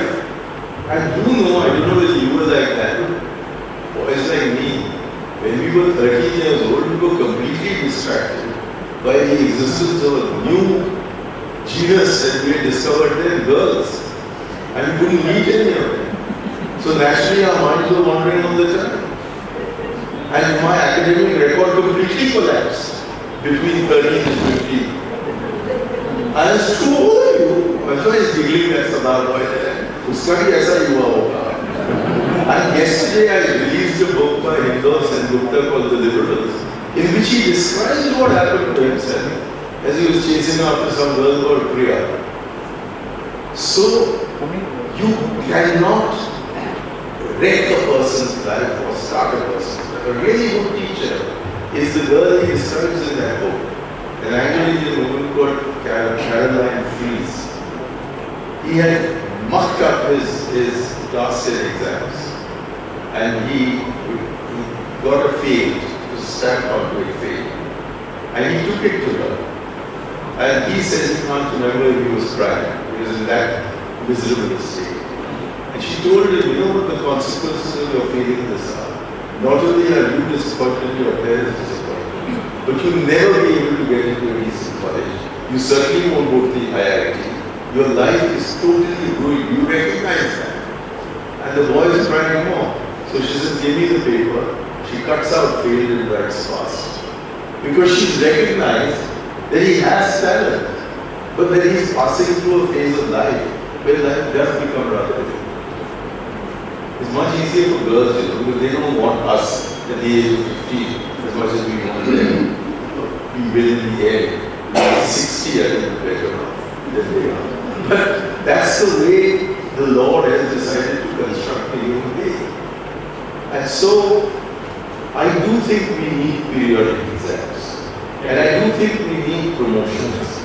But I think there's plenty of scope for arguing among people who are educationists, and I am not one, as to what is the correct periodicity. And all that Kapil Sibal is involved in now is faced with a multiplicity of choices. He has tried to reduce the number of times you have to run the service, saying, let everybody get an opportunity to make up for what he didn't have in the previous year. And then after 2 years, 3 years, 4 years, I'm not sure. And they're all adults now. And their children are too young to go into school. So at the moment, it's not my problem, it probably is yours. But it gets sorted out in one way or the other. It's please match wits with Kapil Sindhu. Any other question? Ask a question about qualification for politicians. And you have answered. But I would like to ask you, can't there be some measure to at least prevent some people from becoming politicians who have got palpable disqualifications? We have often read in papers that there are many MPs and MLAs against whom there are criminal cases.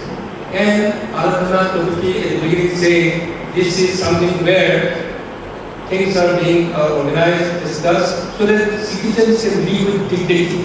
But I, for one, when I see that our MPs, our MLAs have got criminal cases against them and still they're continuing, and all scams are given clean sheet, I feel that I'm not living in an atmosphere where I can live with dignity. So how can there be some measure to prevent people from becoming politicians who have got palpable disqualifications? That way it says anybody who will be convicted, especially the serious crime, is either prevented forever or more generally for 6 years from contesting an election. And now there have been further administrative changes, mainly brought about by the Election Commission, under which you are required to declare your assets and you are required to declare what are the criminal cases against you. And there are some states of India, I hate to name them because otherwise I'll be called money after.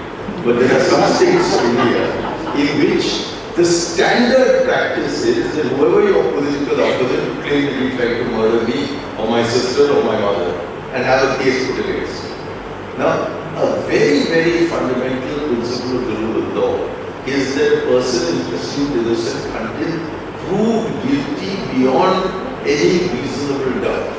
And that too not in a newspaper or in your opinion, but in a court of law. So having a criminal charge against you is not final proof of your actually being a criminal. We will have to completely reform, first, our method of dealing with criminality in the courts before we can introduce another quota which says even a person with criminal charges is. Take the real case of Abdul Rahman A.R. And you appear to be old enough to remember the story, although some of the younger people here may not remember. You remember Arul Shori writing a series of exposés called Indira as Commerce. This was when Anjali was the Chief Minister of Maharashtra and was alleged to have set up a number of trusts, I think under the name of Priyadarshini, in which contractors were asked to pay money in order to be able to get contracts or releases of cement and so on and so on. And the story was an absolute sensation. It was not just a story, it was a series of stories. And Abdul Rahman Antule eventually, as a result of these stories, was dismissed from his post by Indira Gandhi. 14 years later, he stood for an election. Because after 14 years, he was declared innocent. At least he was not declared criminally culpable beyond any reasonable doubt, which is the test we get for all of us in our constitution, because otherwise they will pick you up tomorrow and say, oops, sorry, many years later. So the criminal justice system is so hopeless, and our investigative system is so hopeless, that you can determine as a government whom a charge will be brought against, whether he is guilty or not, and whom a charge will not be brought against, even if he is patently guilty. And the first revenge he takes is when he comes into power, he burns a charge against you. So I'm going to say that Mulayam Singh Yadav, who clearly has huge support in the biggest state in India, cannot be in politics because Mayawati has said that he's a criminal, and he has said that Mayawati is a criminal. You have to be able to draw the line somewhere and draw it neatly and cleanly for it to be part of the law. And all these people have their inverted commas criminal record exposed before the public, owing to the Election Commission decision. You remember the case, I'm sure again you and I will because we were both boarding, is Pratap Singh Kehra, Chief Minister of Punjab.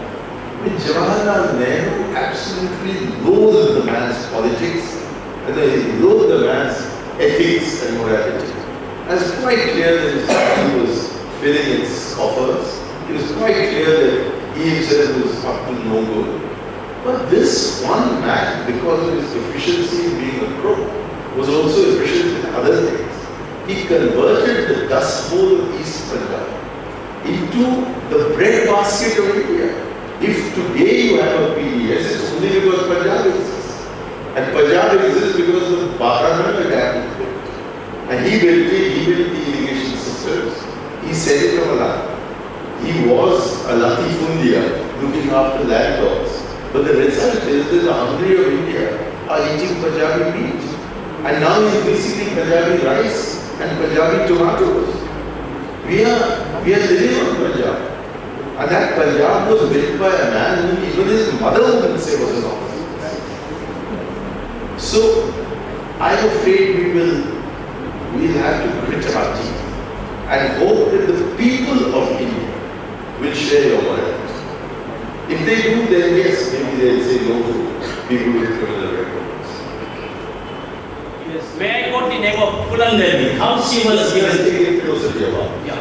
How Puran Devi was given ticket contest or to come up as a MP? Very good question. I'll tell you what happened to me personally. I was defeated in the 1996 election, and the future for me seemed extremely bleak. I was only 55 years old. My kids were all getting ready to go to Oxford and Cambridge.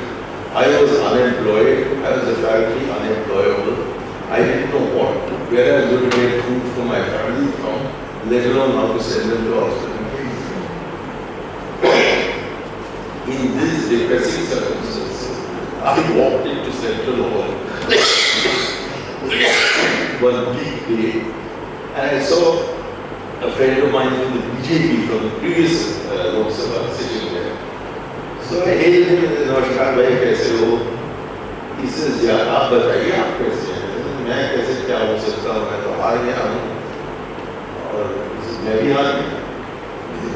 किसकी हिम्मत है तुम्हें हारा नहीं? उसने आप कुदरत दी।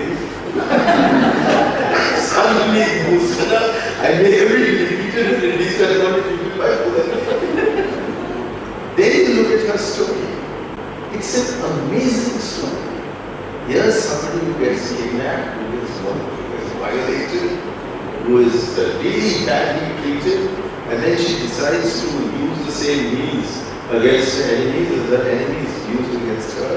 She's only taking revenge. She's not the initial, the initial culprit. She's a victim, and she's expressing her victimhood in the way in which she does. And then she accepts the order to surrender, and she actually surrenders, unlike Prabhakaran of NTT, who kept all his weapons and claimed that he'd given them away. And then she stands in an election.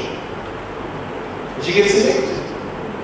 And then the past catches up with her and somebody shoots her outside her home. And he hasn't been discovered yet. So why bring in hope with it? She had an unhappy life, an unhappy end, and in between a few years of success, including making the life of one BJP guy visible. And that I think is achievement. I think we'll take one more question. Sorry, just a minute for the mic. Two very small questions. First one, what if? You're talking about that Aurangzeb is a few days that at one time Supreme Court was good, but now suddenly that some of the husbands are being determined by post-determined benefits.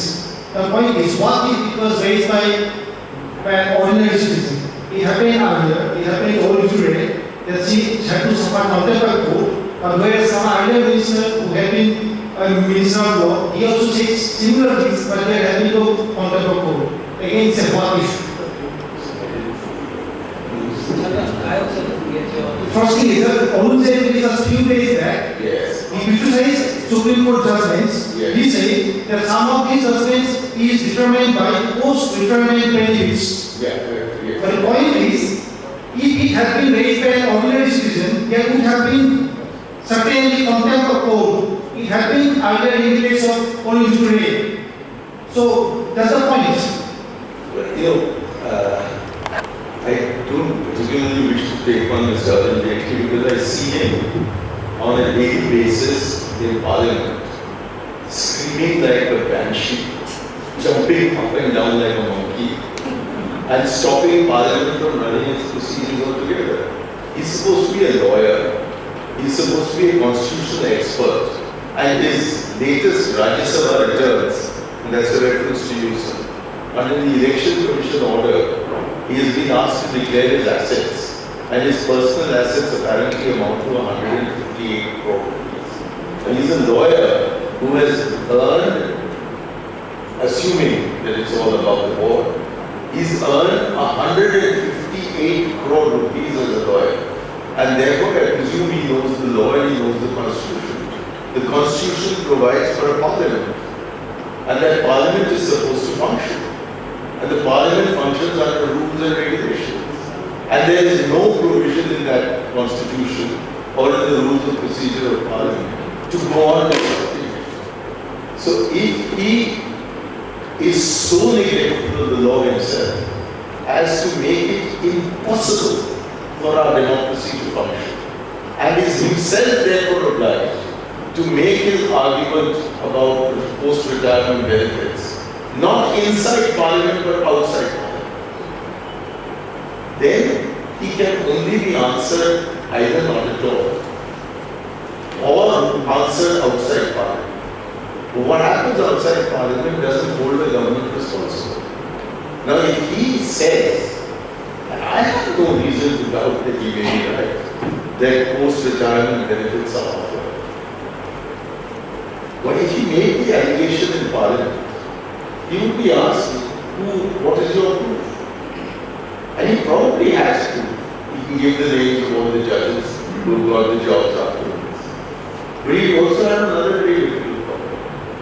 That in determining who are to be heads of tribunals and commissions, is the Supreme Court itself that decides.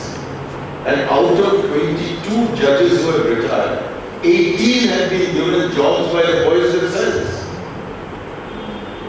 So therefore, he would have to take on both the government for giving these jobs and take on the judges for giving themselves jobs. And he also had to explain how many judges retired during the 8 years that his government were in office from 1996 to 2004, and how many of them got jobs. And why this bright little idea that has come to him today didn't come to him in February when the Supreme Court went against the government. Why didn't he say that? And more to the point, why didn't he say this when his own government was making these appointments? So therefore, I think the place to discuss these matters is Parliament. And if you will not respect the institutions of Parliament, and it's now become a really dirty trick of the opposition, that whenever after a hangama it's agreed that outside the rules of procedure, we will hold a discussion, the first person to get up and make a speech is Arun Jaitley. And as soon as he finishes, and the Congress rises, they kick up a fuss and they close down the house. And most of the time I am the victim. Because the BJP knows that I can counter this Sri Ram College in some way. Some chap who shouldn't have got the educational qualifications to come. That he's there, I can defeat it. So every time I stand up to speak this sort of person, what kind of respect to democracy, propriety, the Constitution, the law? There's a guy like this guy. And why should I take what he has to say outside Parliament and say this? When he has the full right to say it inside Parliament. I know the few occasions when we've been asked to reply to him, he's been proved wrong again and again and again. So therefore, if we are going to have a democratic discussion, it will have to be within the institutions of democracy. And those who do not respect the institutions of democracy do not deserve our respect.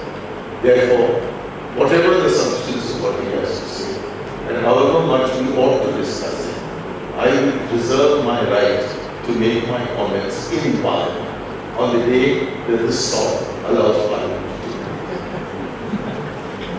I think with the debate, I think we come up. Anyway, Just I wanted a comment on FDI being a proponent of the panchayat system and the villages. Is FDI going to affect that? Also, I want to comment on that. If FDI is such a good thing, then why are you putting so many conditions on it? And if FDI is not going to make any retailer lose his job, then why are you bringing in FDI at all? I thought it was to improve the supply chain. The position taken on FDI has not been properly explained. And it's not been properly explained because the democratic dialectic has not been allowed to apply. We should be discussing this in Parliament. But the same opposition which is opposing this so strongly outside is not allowing it to be discussed in Parliament. Because in Parliament, all the arguments against FDI can be brought from all these different points of view on which it is being opposed. And it will be for the government to answer those and at least convey to the people of India at large what is the rationale behind it. But the government is not given the opportunity to do it. The government is not allowed to debate poll games. The government is not allowed to discuss Commonwealth games. The government is not allowed to discuss the 2G stack. And instead you rely upon angry editorials in the newspapers and demonstrations in the streets. Why is Parliament being taken to Ramlila grounds? Because Parliament is non-functional. And Ramlila grounds is until Chidambaram's police break it up, it is functional. But again, it's only one side. Because if anybody had got onto that stage and said that this Anna Hazare is a bloody fool, he would be beaten up there on the spot. So it's not democratic. A democratic forum is not a street forum. A democratic forum is where you're forced to listen to what the other side has to say. And you have the right to rebut it. You have the right to continue the discussion. You have the right to then take it into the public sphere for informed discussion, not slogan. So unless and until we make our democracy functional again, I'm going to find it difficult to answer your question. I personally am not persuaded about the inescapable necessity of FDI and multi-brand. I'm not. But I do accept that there are some arguments in its favor. And particularly for the Northeast, where your output, especially of organic agricultural produce, is as outstanding as it is and doesn't have any way of being sent into the rest of India, let alone outside the country, because you don't have cold storages and cold chains. I can see that there could be an advantage, but at the same time, I ask myself a small question. Is it really necessary for Walmart to tell us how to put up a big Frigidaire? How much will it cost? Why aren't we doing it ourselves? Why do we say, I can understand that for rocket science you need something from outside, but for a Frigidaire and a cold chain, what does a cold chain mean? It means a truck that has an ice box in it so that it goes to the next cold storage. Why aren't we doing it? If it's so important that food must not perish, why isn't it the first priority? Why do we say that the stock market is the first priority? That the GDP growth rate is the first priority? Why not say that people are the first priority? Why are you? I didn't get the opportunity to say it, but I say it now. The first page of the approach to the 12th plan, it's a document of about 100, 200 pages. I only ask you to read page 1 and not even read the whole of that. Read paragraph 1.1, which is on the left-hand top corner, and paragraph 1.7, which is in the right-hand bottom.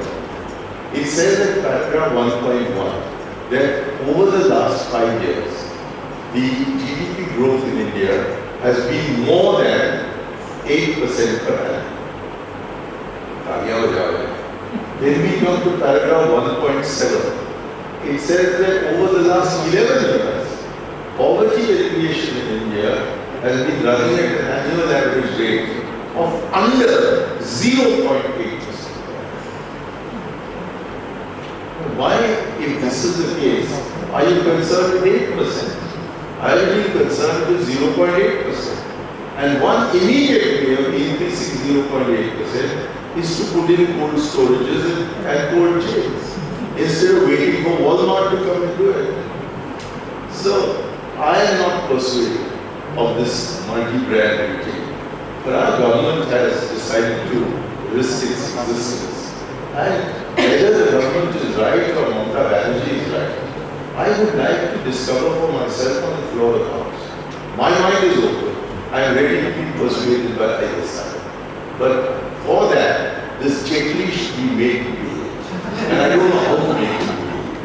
And that Sushma Swaraj is even worse. Now what do we do with people like this in Parliament?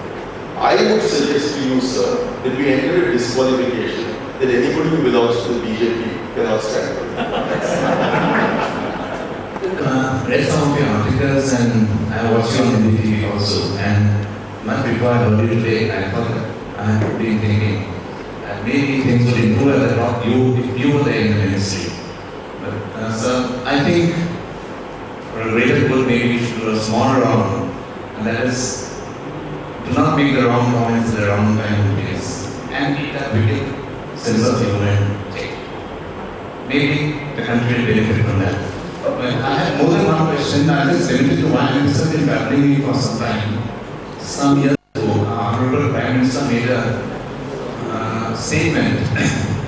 I forget exactly where it was, but I think it was in dealing with one of those troublesome Tamil Nadu ministers.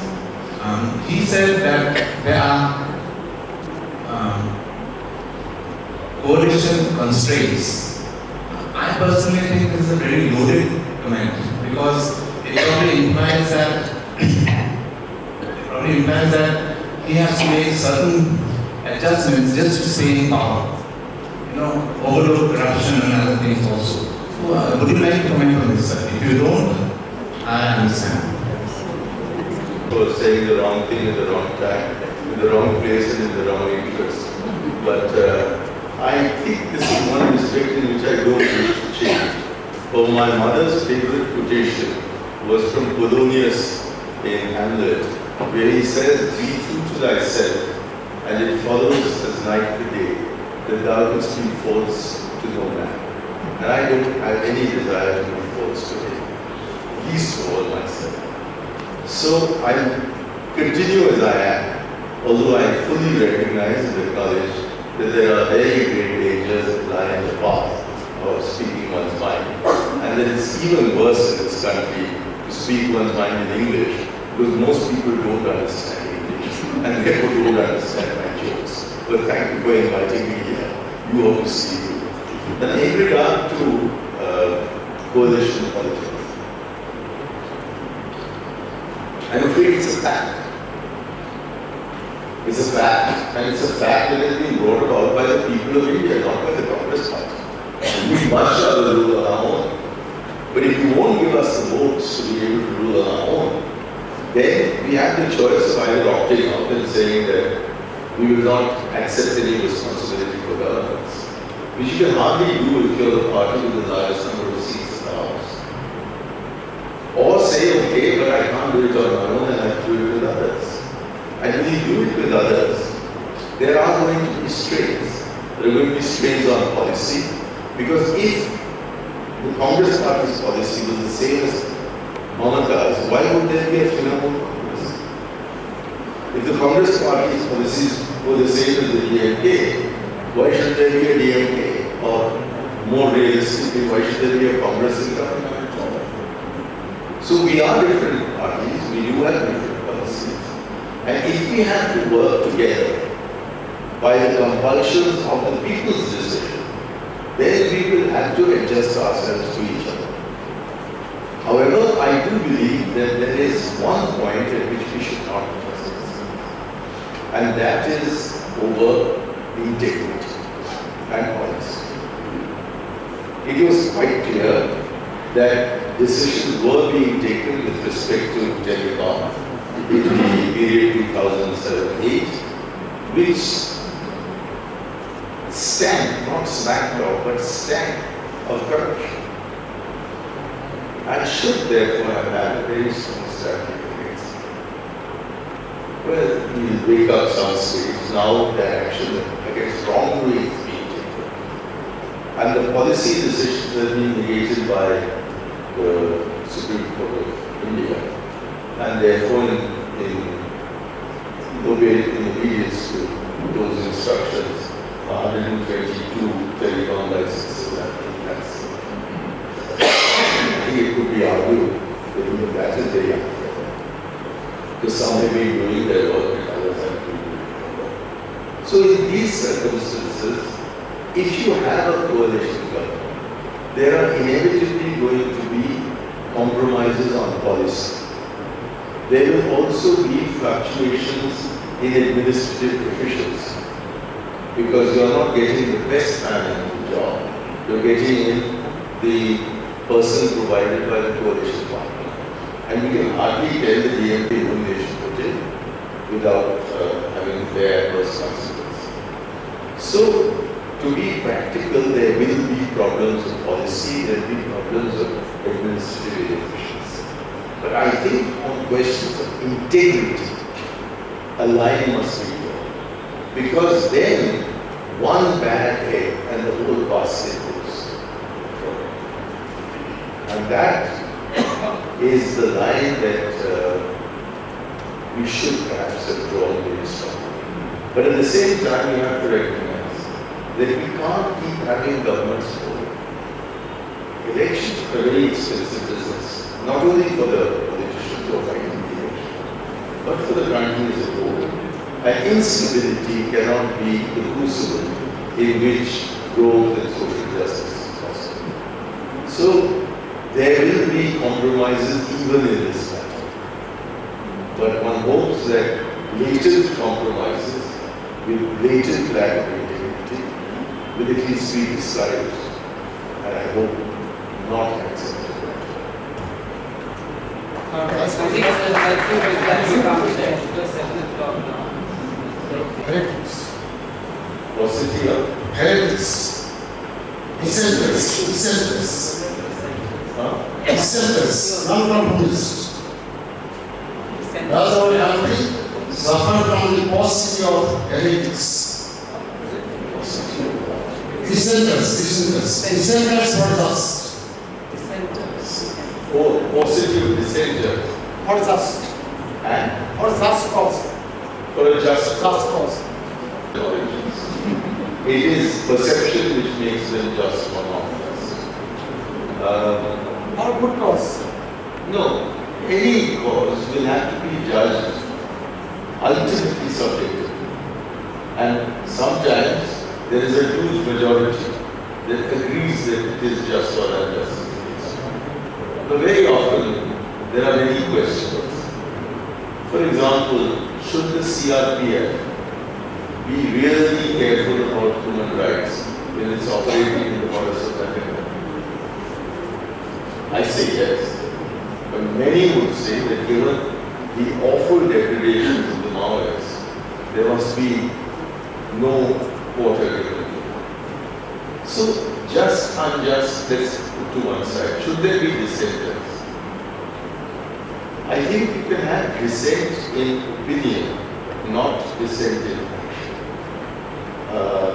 If we are permitted, and unfortunately increasingly in the Congress party, we are not permitted. We are not permitted to speak inside because we are not even given the opportunity to be inside. But inside, I think there are always more than one school of thought. And discussion takes place at least among the chosen few with the party. And but once the decision is taken, it has to apply to everyone. Otherwise, we won't be able to move forward. But if in my case, I'm not doing consultant, and I'm not party politics, and I'm deliberately kept out, well, then I continue striving for the same level. Thank you so much. I'm so happy with the questions. So, Mr. Iyer said, I don't have much to say to you. But I think I have to say to you on one or two points. One major point of my segment is with his observations on Pratap Cairo, especially since today is Gandhi's birthday. I feel that even on the question of terrorism in the Indian freedom movement, Gandhi had very strong views. He said the means may never justify the ends. So I think that's the answer. Because the way you try to justify the pre-revolution by talking of toxic activities, I think that's not exactly what many would seem to be doing. That's one point. The second point, which I would like to make very clear, apart from saying that I am not taking any political position, I think the IS setup has been emasculated over the years by the ministers and all. This is something which I expected from Mr. Iyer, that the position of an IS officer is not just someone standing behind him and that he has power, but that power actually is concentrated in the hands of the ministers who can shift him actually from here to there, which perhaps was not the case 20 years ago. So, for emasculating the IS and making it inefficient, I think it's again the root is somewhere else. Lastly, I would like to comment a little bit on the failure of distributive justice. And I feel that when we talk of participatory democracy, the question of social justice becomes very important. So that takes me again to the Ambedkar-Nehru debate, since he has referred to Ambedkar. I think when Nehru moved his resolution on India becoming a republic in the Constituent Assembly, the intervention that B.R. Ambedkar made was very significant. He had said that, well, I have nothing to say about all the good things about democracy, he said, but I have made reservations about the program of social justice and economic justice for the Indian people that has been not mentioned. So he even went to the extent of saying, he gave two guidelines. One is he talked about the socialistic economy, but something more important he said there must be active redistribution of wealth in India if the suppressed people are to be empowered. So we are talking of empowerment. It's a very different position that he took. And of course, Nehru in his reply said that when I talk of democracy, I don't talk of these aspects here. They naturally percolate down to the masses. But it has not percolated down to the masses in all these years. And the whole question, as he himself said, that the question of poverty alleviation and the question of growth rate, they don't go together. So we are moving towards a nation where the divide is becoming much bigger. And naturally, when we talk of the greater divide, we also talk of social movements. And when we talk of social movements, we also see the nervousness of the government. I am not holding forth for Anna Hazare, but India is such a big country that over the past 10, 20 years, we have had so many social movements. We have had the Karun Bharat movement by Rajendra Singh in Gujarat, where he faced tremendous opposition from the government and the bureaucracy when he tried to bring in rainwater harvesting and irrigation into the 700 villages which he transformed. We had the JP movement. JP was surveilled as a CIA agent at one time. And then we have had so many other movements. We have had the Chipko movement. And we have had, recently we are having the movements on the nuclear issue. We are having movements on big dams here. So I think instead of being nervous about these movements, the point is that these movements signify the maturing of our democratic process. That the democratic process is maturing. People are feeling left out. That's why they are saying give us a voice in the formulation of policies. So when we talk of democracy, we talk of accountability not only of the bureaucracy, we also talk of accountability of the Council of Ministers to the legislature. And I think that is where something is very seriously going on. And in this, I am not talking of either the Congress or the BJP or any other party. I think once you are in the saddle, you see the manage. So this is a very major issue which I think we need to reflect upon when we talk about the failure of distribution. And that also takes us towards what we call democracy. It's bound to spread because as disaffection rises, I think people have certain ways of expressing their views. And when they know that they can't express their views peacefully, naturally the views are expressed in a violent manner. We in the Northeast have seen this in very large measure. Lastly, when he talked of government at the grassroots, I had just one small observation about my own region. I think even in one of Mr. Iyer's articles, I remember, he said that don't talk of local authority, talk of traditional institutions. In the distribution process. Traditional institutions are okay. There is a lot of talk, since he's here, I just need to share this. There's a lot of talk about consensual democracy in the Northeast, particularly in the tribal societies, that the community takes a decision. But we should also remember that the burden of tradition is so heavy with certain communities that women are totally left out of the decision-making process. I'd like to give a recent example from Nagaland.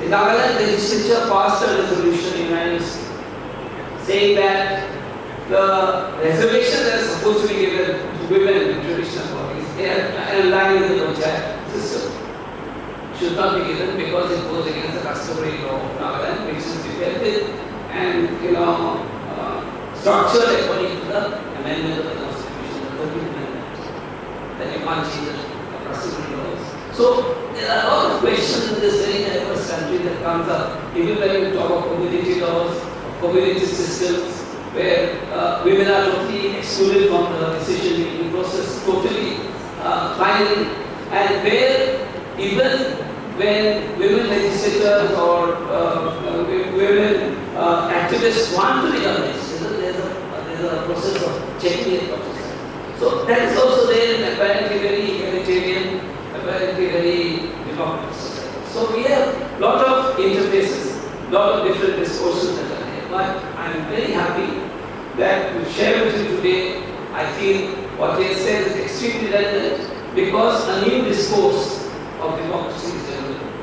And in this new discourse of democracy, I think the common man's voice, the common woman's voice will become increasingly heard. And if it is not heard, it is a very good problem.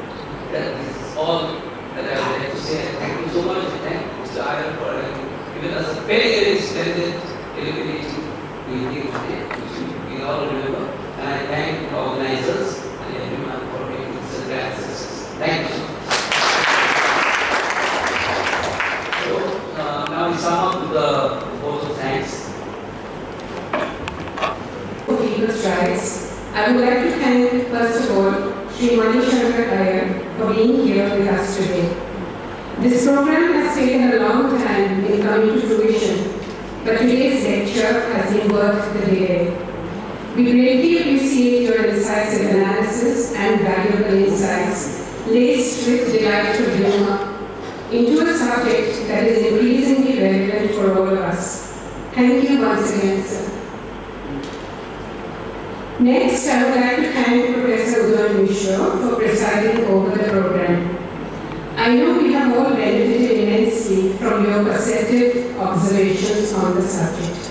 Thank you, Dr. Mishra. Our thanks are now due to the civil administration of Dibrugarh for looking after all the details of Sri Iyer's trip. He has already spoken of the hand of power. We would also like to thank the audience for their active participation, without which this would have been just another lecture. Finally, a word of thanks to our numerous friends and well-wishers who have given unstinted help and support in all kinds of ways. Thank you.